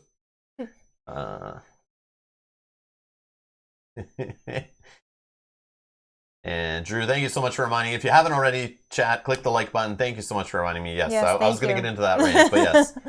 You click the like button, it helps other people find these videos on YouTube when they're searching. Also, if you're liking these videos and you're watching other stuff on YouTube, YouTube is more likely to recommend this videos to people who like similar things that you like. So it helps other people find the channel, equals more people in the chat, equals more support for the channel, equals more views on games that you want to be watched. Because again, we drive what we play on the channel too by what is getting views and likes and reactions and comments and that kind of stuff. So when we're sitting in those moments where it's like, what do we play this weekend? Sometimes it's like, do we do a poll or do we just pick this game? It's like, let's go look at what's been watched lately, what's getting the views, and like, we'll just go by that sometimes. So that also helps. So if you're watching a game on the channel we're playing and you really like it, hit the like button on the video, helps other people find them, which will, you know, increase the views on it and that kind of thing in time, and we'll make it so we play more of it kind of thing. Oh, Wayne, that's kind. Wayne says, I've been watching your Mage Knight, helping me a lot. Aw. Sorry they're so long. That's the only thing. They were long. I took my sweet time with them, but like I love that game. It's a blast, and I'm glad people have been commenting a lot like that, saying that, you know, the slow explaining all my play and stuff. Like I had like somebody complain saying like, you playing for like whatever 7 hours, you're gonna scare people away from this game. But I was like, is this guy joking? Because like the game scares people away from the game. Yeah, people don't know how to play the game. I'm trying to show that the game is not scary. Watch it for 5 minutes. You'll see that I explain it and how it works. So I thought it was funny. But I get more comments on those ones saying the way I play through it and explain everything and play with the chat and describe things, it makes the game seem more approachable, which is good. It's not as bad as it seems. Well, that's good to hear. Thank you for the kind words. Yes. War Wizard Game says the kids gave you both 2 thumbs up starting our game now. Enjoy. Thank you so much. Thank you, everybody. and War Wizard Games and family, I wish you luck on your rolls. Yes. I wish the dice gods be in your favor. And stay safe. He was saying that they are they're housing family and friends as they are the only ones left with internet and power. Man, what's with this power outages going crazy? Because there's a storm. No, but isn't it the winter storm that's happening? Yeah, it's like knocking out power for people. Yeah, there's like the brownouts and that too. Yeah, that's happening. But that's affecting Texas too? That far south? Clearly. Oh, wow. Yeah. But Texas is on its own grid, like separate from the rest of the U.S. I don't know. Interesting. Yeah. Interesting. Well, yeah, stay safe. Wow. No.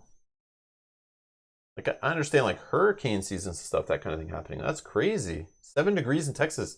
Oh. 7 degrees Fahrenheit, too. That's crazy. What is happening? That's crazy. I told them that was just like Canada. Yes, yeah, it is. It's like negative 25 here right now. But that is Celsius. Yeah, I don't know what the conversion is. What's negative? Sorry. Hold on. Is it that cold here right now? Yeah. Like negative like 19 or something. Yeah, like feels like. Negative 19 Celsius to Fahrenheit. Let's see. It's only minus 2 here, so it's colder there. No. Yes. Oh. If he's saying 7 degrees Fahrenheit, it's colder in Texas right now. Yeah, it's negative. -2. Oh, -2. I get it. So yes. No, you're right. Not much colder then, idiot. I guess. I was thinking he was saying -7. No. Nope, he's saying 7. I get it. 7. So yes, it is colder here. Colder, but not by much. I mean, yes. well, I mean. By like 9 degrees. Yeah. Well, 9 degrees, that can make a huge difference, yeah, actually. That's true. Oh, Billy, I just got my power back today in Texas. Oh, Texas didn't winterize their grid. Oh, no way. Oh, and... Oh, that makes sense. Oh, that makes sense. Okay, that makes sense now. Yeah, and I have 15 centimeters of snow. Oh, 15 inches of snow. Wow. Wow. How much snow do we have, would you say, in inches? We have like... I don't know, what did we get? Like, we got like 1.5 feet maybe here? Maybe 2 feet. But it's supposed to snow again tomorrow. We got like 15 inches maybe of snow in the last like 2 days. Yeah, and it's supposed to get another 10 Kate, centimeters yeah, tomorrow. listen to Kate though. Oh, yeah. She's in Alberta, -40 oh Celsius. My God. Today was a nice -7 high. Yeah, Alberta's worse. Yeah, that's when you step outside and you're like inside your nose freezes. Yep. Yeah, those days are not good. I've been to Alberta in the middle of the winter. Yeah. Yeah. I've been there in the winter, going up north through the mountains. Yeah. Oh, this was the coldest week in Texas history. Wow. Climate change, right?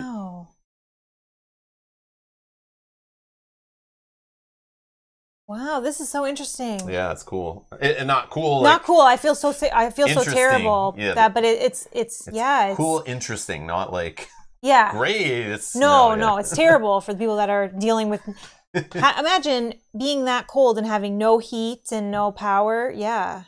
I mean, my kids just said we're never going to. No, you come to Canada, but only in the summer. Yeah, Canada's beautiful. Well, it depends where you are. Yeah, I guess. Canada's I guess, like the U.S., right? Like, it depends where you are. It's totally different climates. Places in the U.S. are beautiful, too. So, yes. Yes, don't hate on Canada. Anyways, yes, I hope you guys are safe down there. I hope everything works out. Yeah. But, wow. Crazy. Wow. Well, at least you have power. And you have board games, so that can keep you busy if your power does go out. You just need some blankets. And light. Yeah. Candles. Keep the candles away from the board game collection. That's why I have noticed a lot more people posting in the board game group on Facebook with candlelit pictures of like what they're playing. I guess it's a issue happening in more places in the US, yeah. Yes. Oh man. Can't wait to get together at a convention with I know, audience. I cannot either. Can't wait. Fingers crossed that happens later in the year. Come on. I know. Hey, if any of you have got your Gen Con, check your email. If you've ever been to Gen Con, you're on their mailing list. They sent out a survey this week asking for people's thoughts on going to an in-person convention and safety measures you'd expect and what they would need to do for you to possibly consider going. And there's talk about them maybe delaying it till the fall. And you can get your impact on that decision. Go in there, go in your email, go check your spam folder, fill out your Gen Con survey. If you've ever been to Gen Con, you'll probably got the email. And fill out that survey. Only takes like 2 minutes. But go fill it out. So maybe you can have an impact on if Gen Con will happen, when it'll happen, and make sure they're doing it safely.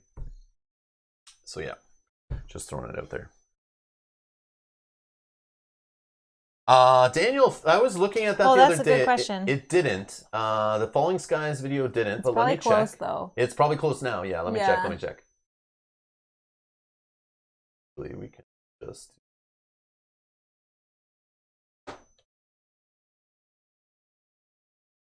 Oh, War Wizard Games says, we are working with several cons to provide COVID testing and vaccine passports.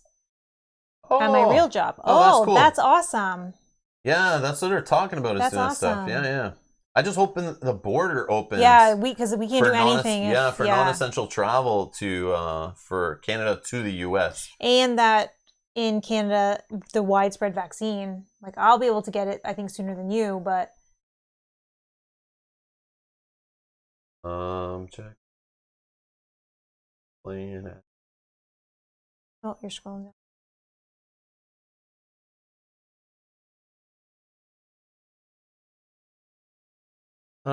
Okay, so here is the Under Falling Skies playthrough. I said the solo one, yeah. Yep. Solo one I set it on, right? Yep. No, it's at 79 likes. So close. I think what you said 100? Yeah, and I think we subtract dislikes from the total. No, I'm just joking. We don't do that. We don't worry about those. But yeah, it's at 79 likes. So it, like I said before in that video, if this video hits 100 likes, then I will play through the campaign on stream on the channel. But in no rush, like so. But if you want to get more likes on this video, just share it somewhere that you know people might be interested in watching a playthrough of this game. I don't know. Share it in a solo board gamer group or a board gamer group or Reddit or some corner of the internet where you know people might watch it and like this content. That's the only way I can think of doing that. Don't go make 21 fake accounts to hit like buttons on that. Don't worry about that. But refresh. Just hit a thumbs up. Oh. But yeah. I don't know if it'll put the ad and stuff back. Oh, okay. Oh, there you go. Boom, 80. Woo! It's at 80. But yeah, I'm okay if it doesn't hit that.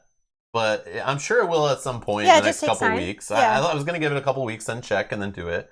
Otherwise, I'm going to just play it like not... I'm going to start dabbling with it not on stream. And then, yeah, we'll see. But I assumed it was going to hit like 100 likes within a couple days, and then I would have just scheduled it already. But it didn't. And I checked, and I was like, nope, not playing it this week. It's not at 100, so yeah. Dan says, what about a video of you shoveling the driveway? How many likes would it take for that? Well, we don't. Yeah. It's all logging on now. No. Daniel, look what you started. Yes, Daniel, why did you do this? Why'd you bring this up? You want to see Rob getting destroyed by aliens? I'm sure I will too. Drew's also asking, what will it take for season 2 of Death May Die? We did say that if people were interested, we would play. Yes. So what I'm going to do for this game, here, we'll go back. So for this game,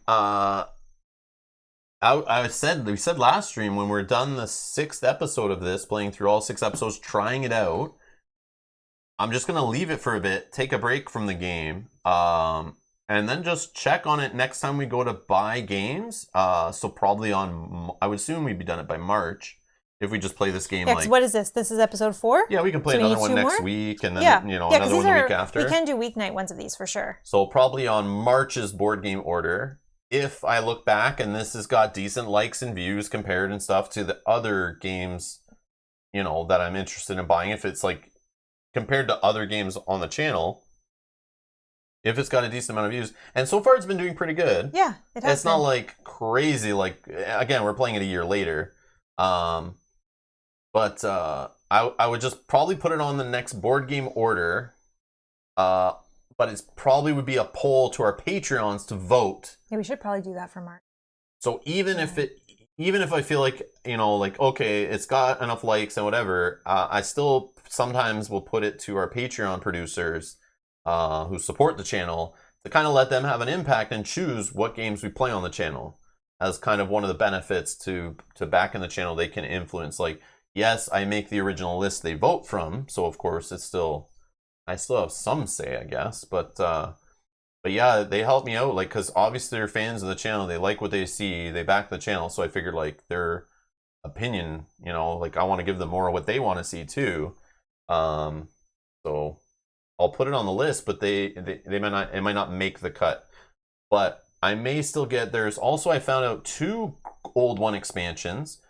So we might grab one of those expansions maybe and play it. Because they're not too expensive. They're like 30-ish Canadian or even less. To add another great old one to the game.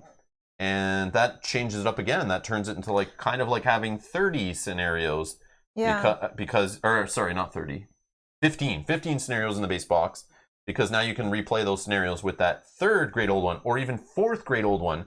There's 2 expansions that hit retail for each great old one, 2 different great old ones, And then the season 2, for those that are asking in the chat, it adds 6 more episodes. So it's a season 2 with 6 more episodes, which also bring in new miniatures. And so here, I can show you better than I can explain it. Here. Yeah, I was just looking at it the other day, actually, to see. I was curious what actually is in retail. Let's go here.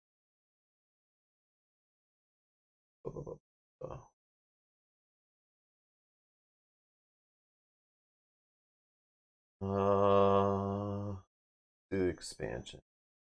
So yeah, so there's the core set so far. I'm sure they might come out with more to this series if it sold well enough. But yeah, there's the Black Goat of the Woods, which is a Great Old One expansion. And that is what I was talking about. Adds here. It adds some more like minions for this guy and then this crazy miniature. And it even comes with some extra content, like you can play with these gates that you supposedly can have extra gates, and then it adds a rule where you can destroy gates, similar to Zombicide, kind of like with the Necromancer gates kind of idea. It's, I think, kind of like that maybe. But it has extra stairs and like fire token. I don't know. It just gives you more tokens. I'm not sure what that's all about, but either way, it's another Great Old One to have a different boss to play with. Yeah, that's cool. And then the other one is, I'm not sure how to say that one. How do you say that one, Mel? Yogg-Sothoth? Yogg-Sothoth. Okay. So yeah, so it adds this guy to the game. Oh my god. I don't know. I'm like scared of getting these because like I feel bad for Mel's painting that she has to paint these ugly things. But yeah, so you get this guy and then his own little buddy here. And then more tokens. So yeah, another 6 Elder tokens. one, more cards. It looks like it has like, it's got its Mythos cards, but it has some other stuff. I don't know if those are just the other side of the Mythos cards, but I don't know. yeah, it comes with his own enemy. Anyways, another Great Old One. And then, last but not least, That's gross, that guy. Season 2 doesn't come with any Great Old Ones. So picture it like just the scenarios. So it comes with more tiles. It comes with 10 more survivors or investigators, whatever they're called in this game. But it comes with 6 more episodes to play through and new enemies to play with also. And it looks like it has new tokens, because obviously each episode has its own twist on the rules and tokens and tiles and that kind of stuff. Yeah. So yeah, it just adds more, another core set worth of scenarios to play through. But now if you start getting into the weird like math of how many old ones do you own and how many episodes do you own, and then, you know, each combination of that, how many unique-ish scenarios can you play through? And again, you can replay these scenarios. I just say it's like, you know, 5 missions in the box, but it's really like 10 because you have 2 Great Old Ones in the base retail game. But if you want to beef it up to have more variety and more things to play with, there's Season 2 and the Great Old Ones. So I may grab another Great Old One just to mix in this series we're playing right now, just for fun. I think it'd be cool just to mix in a Great Old One and replay some of these scenarios with not Cthulhu and not Hastur. Play with like Yogg-Sothoth, for fun. But yeah, so I'm not going to buy Season 2. It's not that bad. It's only like 65 Canadian, so I'm assuming like 50 US, 55 US. To add more miniatures, tiles, scenario cards, tokens, all that stuff. Yeah. And investigators to play with, which I hope all have unique abilities. They probably share some of the same swiftness and arcane mastery and stuff. But hopefully their core abilities are different enough from the base set ones. But I don't know. But this is what I would add and maybe buy and play through on the channel if this series is getting enough interest and people are enjoying this. Because the game is only like a year old, but yeah, maybe people are over it. They've already played through it all and kind of just don't care. So, but yeah. Was that French? I don't know what that was. Dan wants to know, what sound do those minions make? I don't know what they're called. I have to read their name and then I can make some noises with the name. Does it show? Let's find if they have a name in this thing. Let's see, Yogg-Sothoth's minions. What's this guy's name? Have a name? No, it's hidden. Oh. We gotta purchase it to find out. Yeah, sorry. It says 2 miniatures, 13 cards, 6 tokens. Oh, so that's literally all it comes with, the tokens. So they give you like 1 single health and 1 3 health token. But that's more than 6 tokens that's displaying. Oh yeah. So I'm not sure. What the heck? Maybe it doesn't. I don't know. Maybe the stairs in here by accident. I don't know. Anyway. Yeah, that guy that guy's so pretty. gross. Yeah, he looks pretty. Oh god. Look at this. Got multiple faces. Yeah.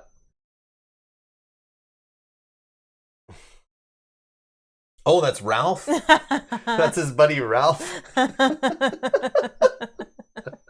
Oh my god. Nothing worse than getting pineapple. Oh, because they're saying I think your dentures just Bob came said, loose. Yeah, Bob said wrist. Oh no.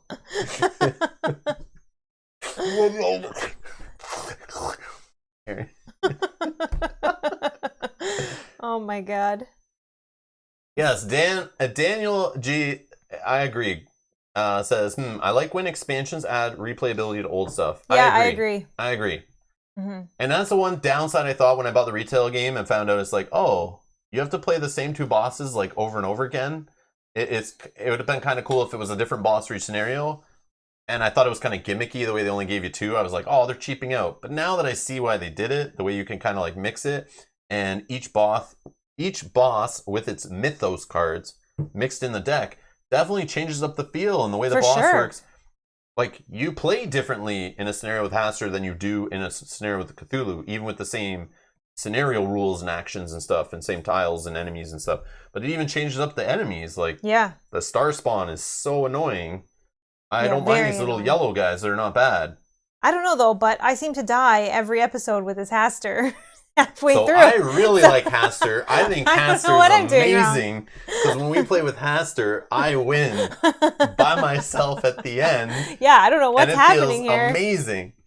Yeah. But Mel seems to like Cthulhu, and I feel like Cthulhu always killed me early and ended our scenarios, right? Yeah. Wasn't I the one who always died early? Yeah.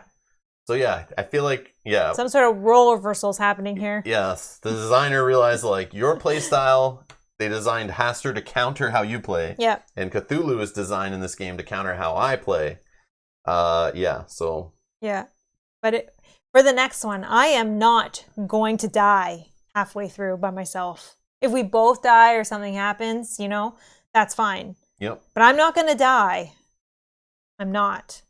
What I think needs to figure happen, it out. I think what needs to happen is we need to get one of those expansion characters before we even play this again. Let's try to get Yawk to play with. Okay. For the last 2? Yeah, because then we play 2 with the one boss, 2 with the other boss, and then we'll have an expansion boss to play the last 2. Yeah, we can do that. Yeah, we can probably grab it before next week. Yeah. Yeah. So we'll have more Cthulhu next week on the channel. Obviously, like I just said already. So check the playlist link down below. I haven't scheduled it yet, but I'll schedule it in the next couple days. We'll pick a weeknight next week that works for us, and then we'll play again in the week after. So, but I won't schedule it until we get that expansion guy. I think we need to try that. But he won't be painted. No, I can't paint him that fast, but that's fine. Or will he?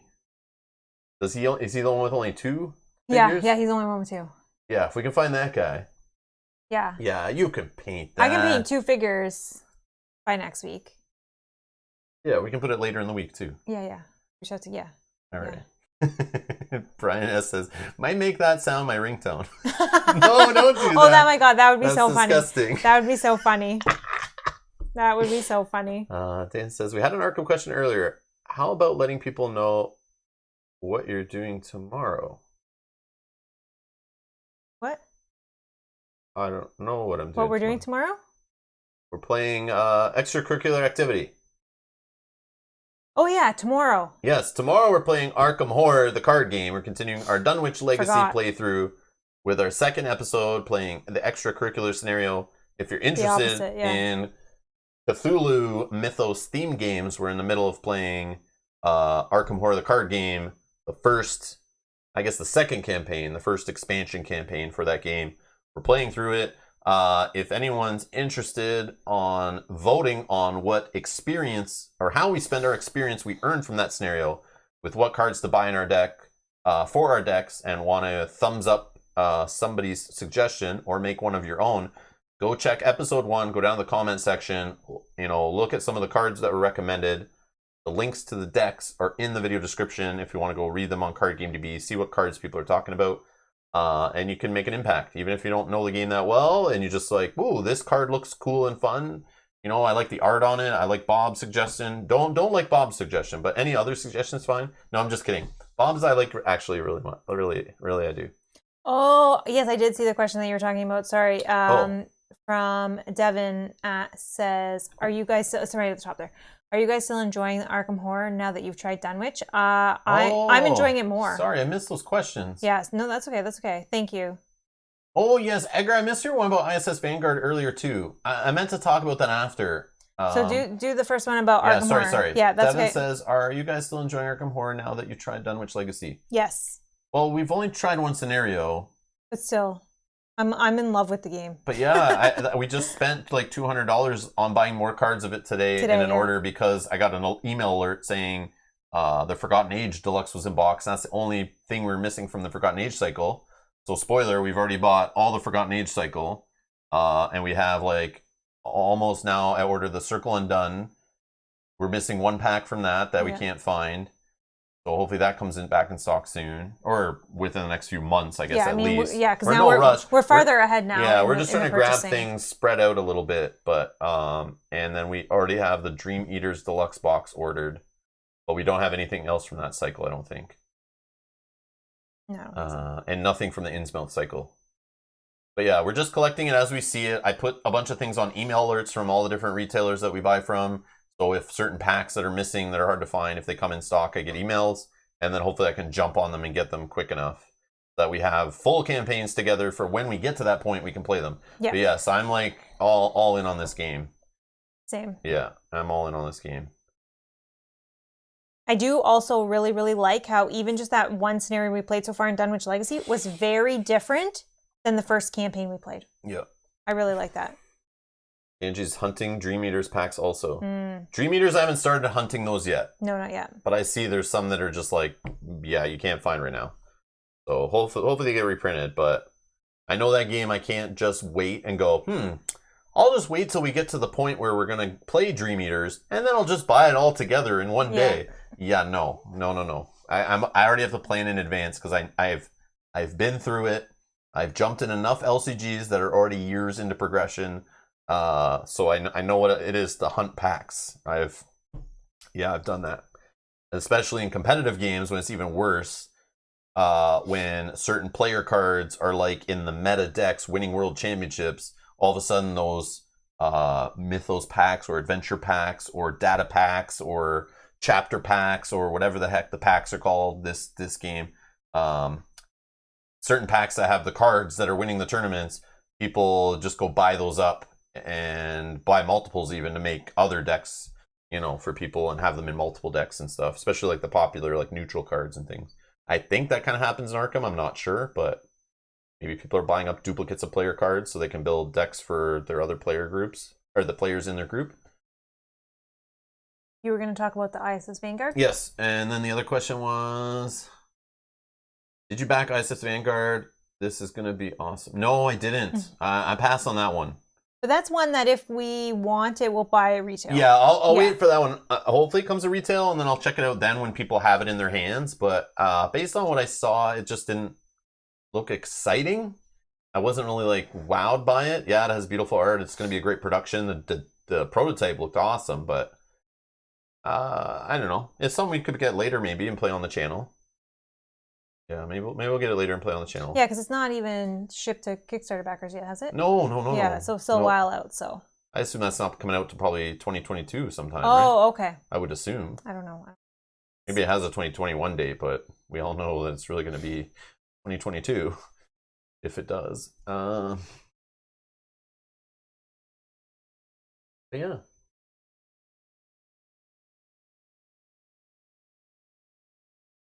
No, Bob, I don't think it's Tainted Grail in space. That's what I think. That's what. If it was just Tainted Grail in space, I probably would have backed it. No, it's like a Star. Yeah, it looks like it's a Star Trek game. Like it's more about the story and exploring and yeah, it's not like I don't think it's like, it's not 4X, right? It's not like there's no like heavy combat and all that kind of stuff, right? It's more about like just like open world sandbox kind of like traveling to planets, investigating things, seeing what happens, maintaining your ship, just like going through the story, just enjoying the exploration. That's the way that's what I got from it. But again, I didn't spend like a ton of time looking into it. I was just like, okay, it looks neat. I'm sure they'll make something great. But at this point in time, I'm not throwing money at it yet. I'll wait, see what it is in the end. And that kind of has to do with the ether fields kind of made me not want to back ISS Vanguard. Mm-hmm. Like if Ether Fields was amazeballs and a really well done game and, you know, a really good production, I would have probably went all in on ISS Vanguard. Well, not all in, but like, you know, would have backed it kind of without thinking too much. But like every publisher, not every game is a hit. And like every designer, not every game is a hit from every designer, right? So they're going to be misses. They're going to try things and maybe they're not for everybody, which is fine. So yeah. But again, ISS Vanguard could come out and be amazing. If it does, you damn well it's going to be available on a second Kickstarter that you can get in on, or it'll be at retail, or somebody will be selling a copy, you know. So if it really is a great game, I'm going to play the wait and see on it. And we'll see what the reception is when real people get to play it, not just people who play the prototype, you know? Yeah. So yeah, that's just a wait and see.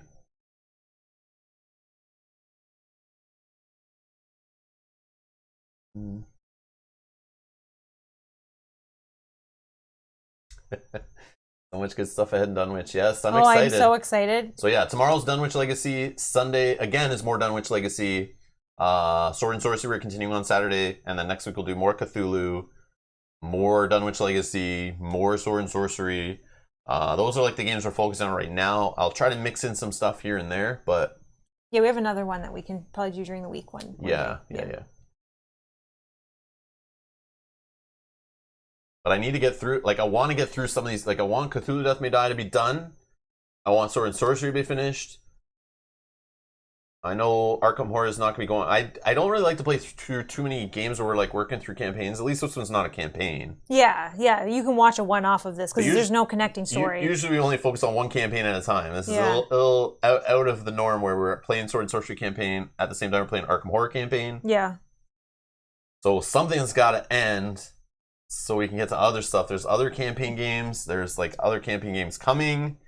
There's some in the collection. There's other one-off games I want to play. I want to get back to Too Many Bones. There's smaller games that we can play on weeknights. Yep. Like the pile of games that I want to play through and the stuff that's coming, like it's just, yeah. Good stuff. Yeah, good stuff will be coming. So, but I am enjoying this game, Cthulhu Death May Die, very much. It's growing on me more and more. Yeah. And yeah, I like the way each scenario is feeling different. It's very refreshing over playing Zombicides over the years that seem that every scenario is kind of the same. Just made a little more difficult each time, but it's roughly the exact same scenario over and over again. I find that refreshing. But yes, I'm having a blast in Sword and Sorcery. I can't wait to play more in that. And Arkham Horror, man. Like, Arkham Horror, the card game, I can't wait. And there's other stuff I can't even wait to get into. And I forgot we were even playing tomorrow because I forgot what day it was with the holiday this week. I'm all thrown off on days. And yes, now I'm really excited. This is job security. Yeah. Never ends. Like, too many great games and not enough time. I know. And the problem I did to myself was around the holidays, like Black Friday, Boxing Day here in Canada, all the board game retailers have like good sales. So of course, at those times, I spend extra on board games to try to get games that I've maybe had on the wish list for a while, or games that have come in stock, or even some new games. I try to order a whole bunch around the holidays just so I can spend a couple months and not keep adding to the pile and then just play through that stuff slowly. But the problem is the games just keep coming out, or publishers are reaching out, or you guys are recommending some game, and it's like, damn, I want that too. And then this Arkham Horror problem, such a problem. I know. Terrible problem. Yes. So, damn chat made me buy it. Hashtag Patreons and chat made me buy it. is the new hashtag. I'm complaining. I'm now complaining and blaming it on you guys. But yeah, it's a good problem to have. So yeah, we got lots to play through on the channel. We'll be playing through. And there's games that like we had added to the collection that I'm not even going to touch until we get Justin and Kyle out of lockdown. Oh yeah, and playing with us again, or Nick and Ashley. So some games that I got, I really want to play, but I kind of want to leave them until we have more players at the table. So yeah, so there's even stuff sitting on a shelf waiting for those days to come, and I can't wait. I know. I can't wait. Yogi Bear said, I did the same thing, bought some games in post-Christmas sales, then looked at all the pre-order / Kickstarter games also coming. Yeah. Yeah, that's it. Like, we also recently pre-ordered the Descent, so we got Descent coming, Frosthaven, Oathsworn, possibly Madara, other stuff I can't talk about. There's like games we have piled up that I haven't even said we've added to the collection, games that are on the way that I have tracking numbers for. Yeah, it's too much. Just means you get to watch more of us. Unfortunately. If that's what you're into. And we'll hate every minute of it. No, Will there be more Adventuria? There should be, but not anytime soon, I don't think. Yeah, I think maybe when we can get more players, right? Maybe? Yeah, or I could play it just solo a little bit. Like, I still want to continue with that character, try some new things. We have other expansions to play. Oh, yeah. Yeah, we'll play it. I don't know, like, on the channel, we'll see, but yeah, we'll see. Yeah, we'll take a look at the... But it's, like, lower priority right now. We played it. We gave that game a little bit of spotlight, but there's other games that need some love and need to be played, and I want to get into. And sometimes that happens. Like, sometimes I just really get into a game. I think it's great. I play it. But then I look at the channel and it's like, maybe it's not getting that many views, or maybe there's just something else that catches my eye, and I'm like, squirrel, and I'm just like, I want to play that now. So yeah, or the doorbell rings, and and a new box shows up. Like, okay, I want to play this now. Yep. Yeah. So sometimes I just have to put a game on the back burner and maybe not get back to it again. I want to play, but it's like I just look at the pile of games and it's like, I can't right now. I gotta prioritize other things, or I just want to try other things. So I also want it to be fun for me too. So sometimes I want to I really get excited to try new things sometimes, or dive back into older things. So. Mm-hmm. And Dan says, I have to get through Tainted Grail before Cloudspire shows up. First world problems. Yeah, that's another one. Cloudspire expansions, jeez. Yeah. Man, another one. Yes. Oh man. Yeah, we'll be playing Cloudspire on the channel when that Kickstarter arrives. That's another one we backed last year. That stuff's coming in like March, supposedly. Yeah. Too many games, not enough time. Wow. Yeah, like games like Mage Knight. Like, I want to play Mage Knight again and get back and dust it off, relearn it, sit there for a day, like relearning it, dust it back off, play it, learn the expansion, get it back to the channel. But it's just like, man, there's other games that I have not played on the channel yet that I want to play for the first time too. So it's like it's a good problem to have, but. Bob says, "It's your job, Rob. It's not supposed to be fun." I know. But yeah, I do like trying out games that I don't know if I'm gonna like. That is kind of fun for me, even if you see me like not liking it, I'm hating on a game or something. It's because like not every game's for everybody. But man, sometimes it's just like the experience of playing a game for the first couple times and learning the systems and the discovery of the game and seeing the cards from the deck and seeing what the designer put together in that box of just plastic, cardboard, paper, all that stuff.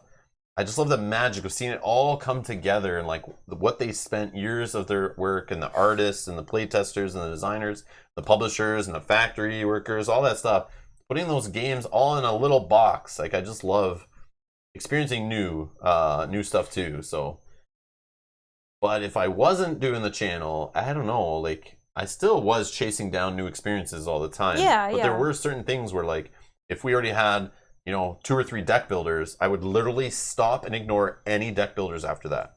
Because I was like, we already have that mechanic enough on the shelf. I need to find different experiences and mechanics in my collection. Or like, I have enough gateway games to get new players into the hobby. So I stop. I don't need to look at any more gateway games.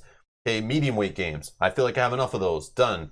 party games, have enough of those done. That's how I used to build my collection, was like find a couple of the best, put them in there, and then just move on. But now it's like I've opened up more to be like, okay, I'm gonna take suggestions, and even I'll buy the 4th or 5th deck builder because, you know, people are recommending this one's got a twist or a little different, and like I'm just doing it. But I probably wouldn't be doing that if I didn't have the YouTube channel. No, we wouldn't have behind it. need to. Yeah, for sure. And then just quickly, Devin's asking, have you played through any legacy games like Pandemic Legacy? Yeah, go check out the playlist. Yeah, check out the playlist section. We played through Pandemic Legacy Season 0 on the channel live. Yep. But the other Pandemic Legacies, we have played through them, but we played with them with friends off the channel. Yeah. Like offline, we played them as like just a getaway. Like we played them not even at our house, really. Yeah. So not near the streaming equipment or anything. Yeah. And Katie's reminding us that we also played Clank Legacy as well on the channel. Clank Legacy. Yeah. We played Aeon's End Legacy. Yeah. Yeah. What else did we play that we rip up cards and stuff? I don't know. I think those are the only legacy ones that we played on camera. Lots of campaign games. Yeah, lots of campaigns, but I think only those 3 legacy on camera. But we have played through all the Pandemics. And we do keep getting comments still to this day of, are we going to go back and play 1 and 2? I know, like, but I don't know. I don't know if that's the thing that people want to see. I think we would play it and people would watch and have a blast. Yeah, because at this point, it's not spoilers for a lot of people. Yeah, a lot of people right? played through at least Season 1. Like, yeah, a lot of people experience that as like their prime legacy game that they played. Yeah, because what I love actually reading the comments on the Pandemic Legacy is people are commenting as they're playing. So they'll play episode 2 and then they'll come watch our playthrough and then talk about how, we just played this and da-da-da. So I really love that. Yeah. Kanji, I don't need to get KDM. I can just watch you fumble with it on Tabletop Simulator. Yeah, no KDM. After dark. Oh, I saw. But yeah, no, I'm okay. There was somebody, I looked up a table, or I saw, maybe it was on my subscription feed, but I saw a playthrough. What the heck was it? A playthrough of Kingdom Death Monster. I forget the channel name, but I remember it's a couple, and they were playing they were playing the physical game. But were using like wooden meeples. Yes. They replaced miniatures with wooden meeples because I'm assuming they're like, you know, have boobs or penises on them or something. And they didn't want to play with those miniatures on their YouTube channel, so they're literally playing Kingdom Death Monster with wooden meeples, like with people stickers on them, you know, or painted meeples. Wish I could find it. I can't remember the name of the channel, but I was like, I watched a couple minutes and was like, what the heck?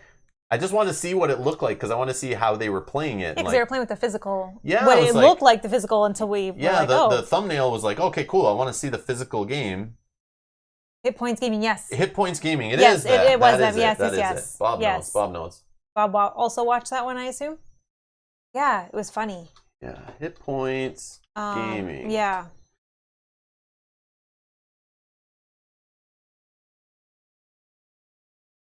Yeah, because they play physical stuff, which I like. I like that. Right here.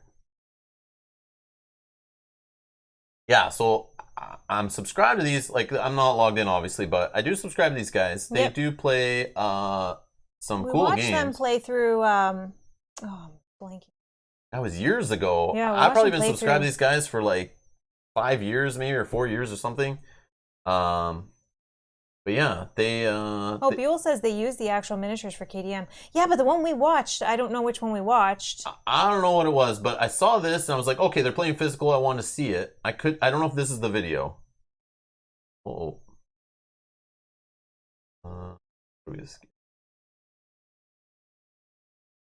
I don't know if this is the video. This is it. Is it? Yeah, look. Yeah, what is this? What is the little purple guy here? And what is this green guy? What are these? Those are in the game? Like, people paid like $2,000 to play with painted wooden meeples? Like, is that a thing? Or are they replacing me? I didn't listen. I don't know why. But I just saw this and was like, what am I watching here? This is crazy. Someone explain this to me. Why is this? Okay, says, okay, I haven't seen that episode. Like, what okay. is this? Yeah, so we were very confused, and then we thought this was how they were going to play. It comes with a Mary Sue and a Billy Bob meeple to play against Mr. Lion enemy here. This, I don't know, a game called Kingdom Death Monster coming with little colorful meeples. That's not the game I was explained how it works and what I was going to get in the box if I bought this game. Well, Dan says, yes, you just have to imagine the purple guy naked. Oh, okay. Purple guy's naked and the green... Oh, okay, I get it. Maybe they're trying to track the turns? Maybe. We didn't know, so we were like, okay. I don't know.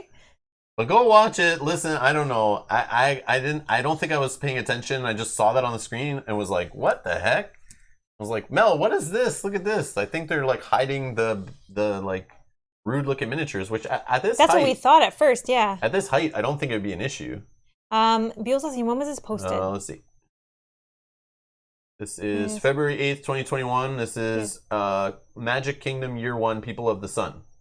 Yeah, I think it popped up on the on your subscription feed. So we just were like, let's see. Recommended. Yeah. Maybe it was the recommended videos, and I was like, oh, Kingdom Death. And I could tell by the thumbnail that it was physical. So I was like, oh, I want to see what this game looks like on the table. And then I scrubbed through it and was like, what is this? Yeah, because I think we were talking about the, yeah. Yeah.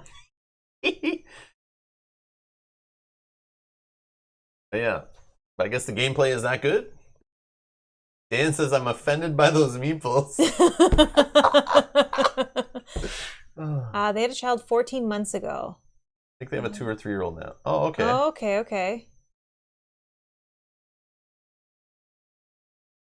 They've been missing for about a year. That Kingdom Death Monster playthrough is the first back. Okay. And she looks like a zombie. Oh, yeah. Aww. I remember those days. Yeah. Okay. Oh, so maybe that just affected. They have a child now and said, as parents, we would like to play with wooden meeples instead. But yeah, go check out, while we're here, might as well check out Hit Points Gaming. For those that don't know, another channel that does similar stuff that we do. Yep. Oh no, how do you tell? Yeah, it looks like they maybe started around when we... No, but I think we were before that. Yeah, we were before that, but I think they took time off. Like, they're not, they weren't consistent at the beginning, I think, but I think they're more so now. Yeah, they're like similar kind of style, a couple playing games. I can't remember which one. Yeah, I don't know what we watched. Gloomhaven, we watched them play. And maybe not the whole thing, but we watched them play through some of that. I don't know.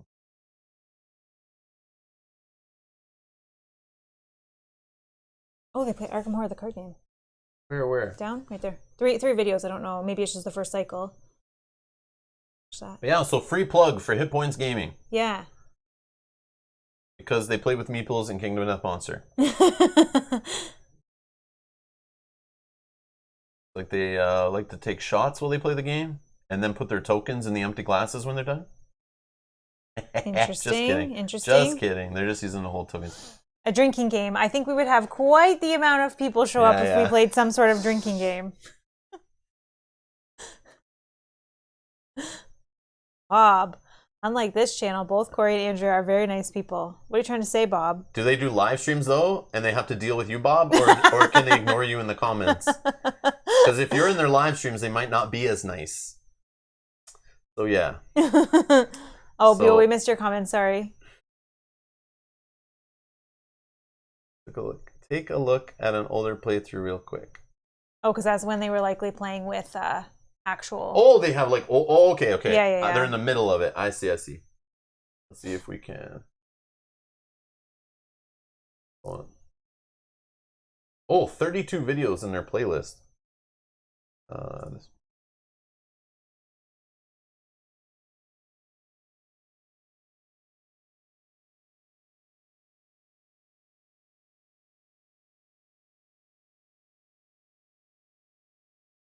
What the heck?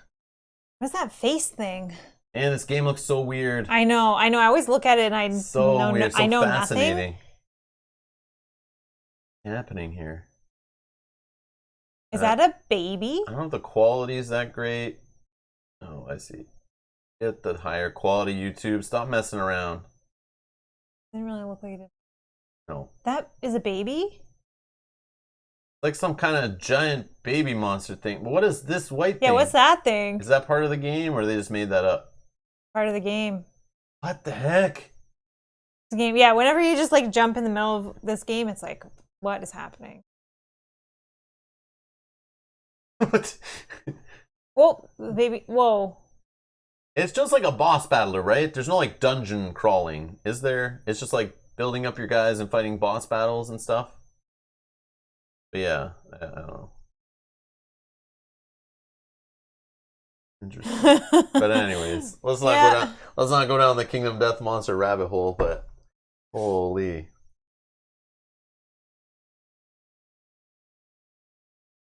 That is a stone face part of terrain. Wow. Weird. Yeah, so interesting, but it's...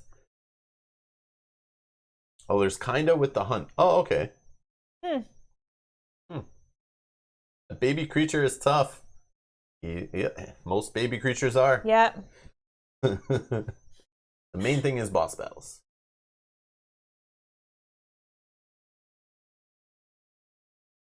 No, no, Yogi Bear, no. Although I did say Arkham Horror the card game I would never get into either. For like the last 4 years I've been saying nope, never, nope, sorry, nope. And I've been saying that about Kingdom Death Monster for like the last 3-ish around. So yeah, never. I always say never. Like it's possible. Like if the publisher behind the game, I don't know if I ever reached out, but if I did, they never responded. But maybe I never reached out. I don't know. But if they were to like send something for me to try, I don't know if there's like a one scenario play trial core box or something. I don't know. I would try the game on the channel. I would play it, but I don't know. I'm just not chasing that down and spending money on it right now. But yes, Kate knows the power of LCGs compels you. Yes. I know. Yeah, see, I have no past experience with, I guess I do have experience with miniature boss battling kind of games and stuff, but yeah. But again, when that was hyped on Kickstarter, I said before, and then Dark Souls was around the same time, I chose to spend my money on Dark Souls because of the IP. Maybe I should have backed that instead. I don't know. But I still have blast with Dark Souls. I still have fun with that game. I like it a lot. Even though it's not the best it could have been. Yeah, we probably would love it if we played it. I know. It's just, yeah. Bob needs Jaws of the Monster.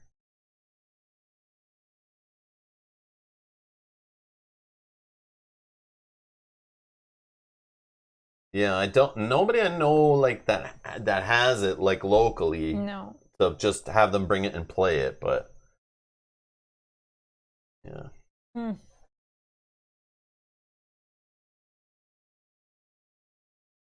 Yeah, Kanji, I know people brought it up on this channel a lot. Like Kingdom Death Monster gets brought up a lot. Yeah. Over the last 3 years, it's like I'd probably say it was second place to Arkham Horror in like constantly asked about all the time.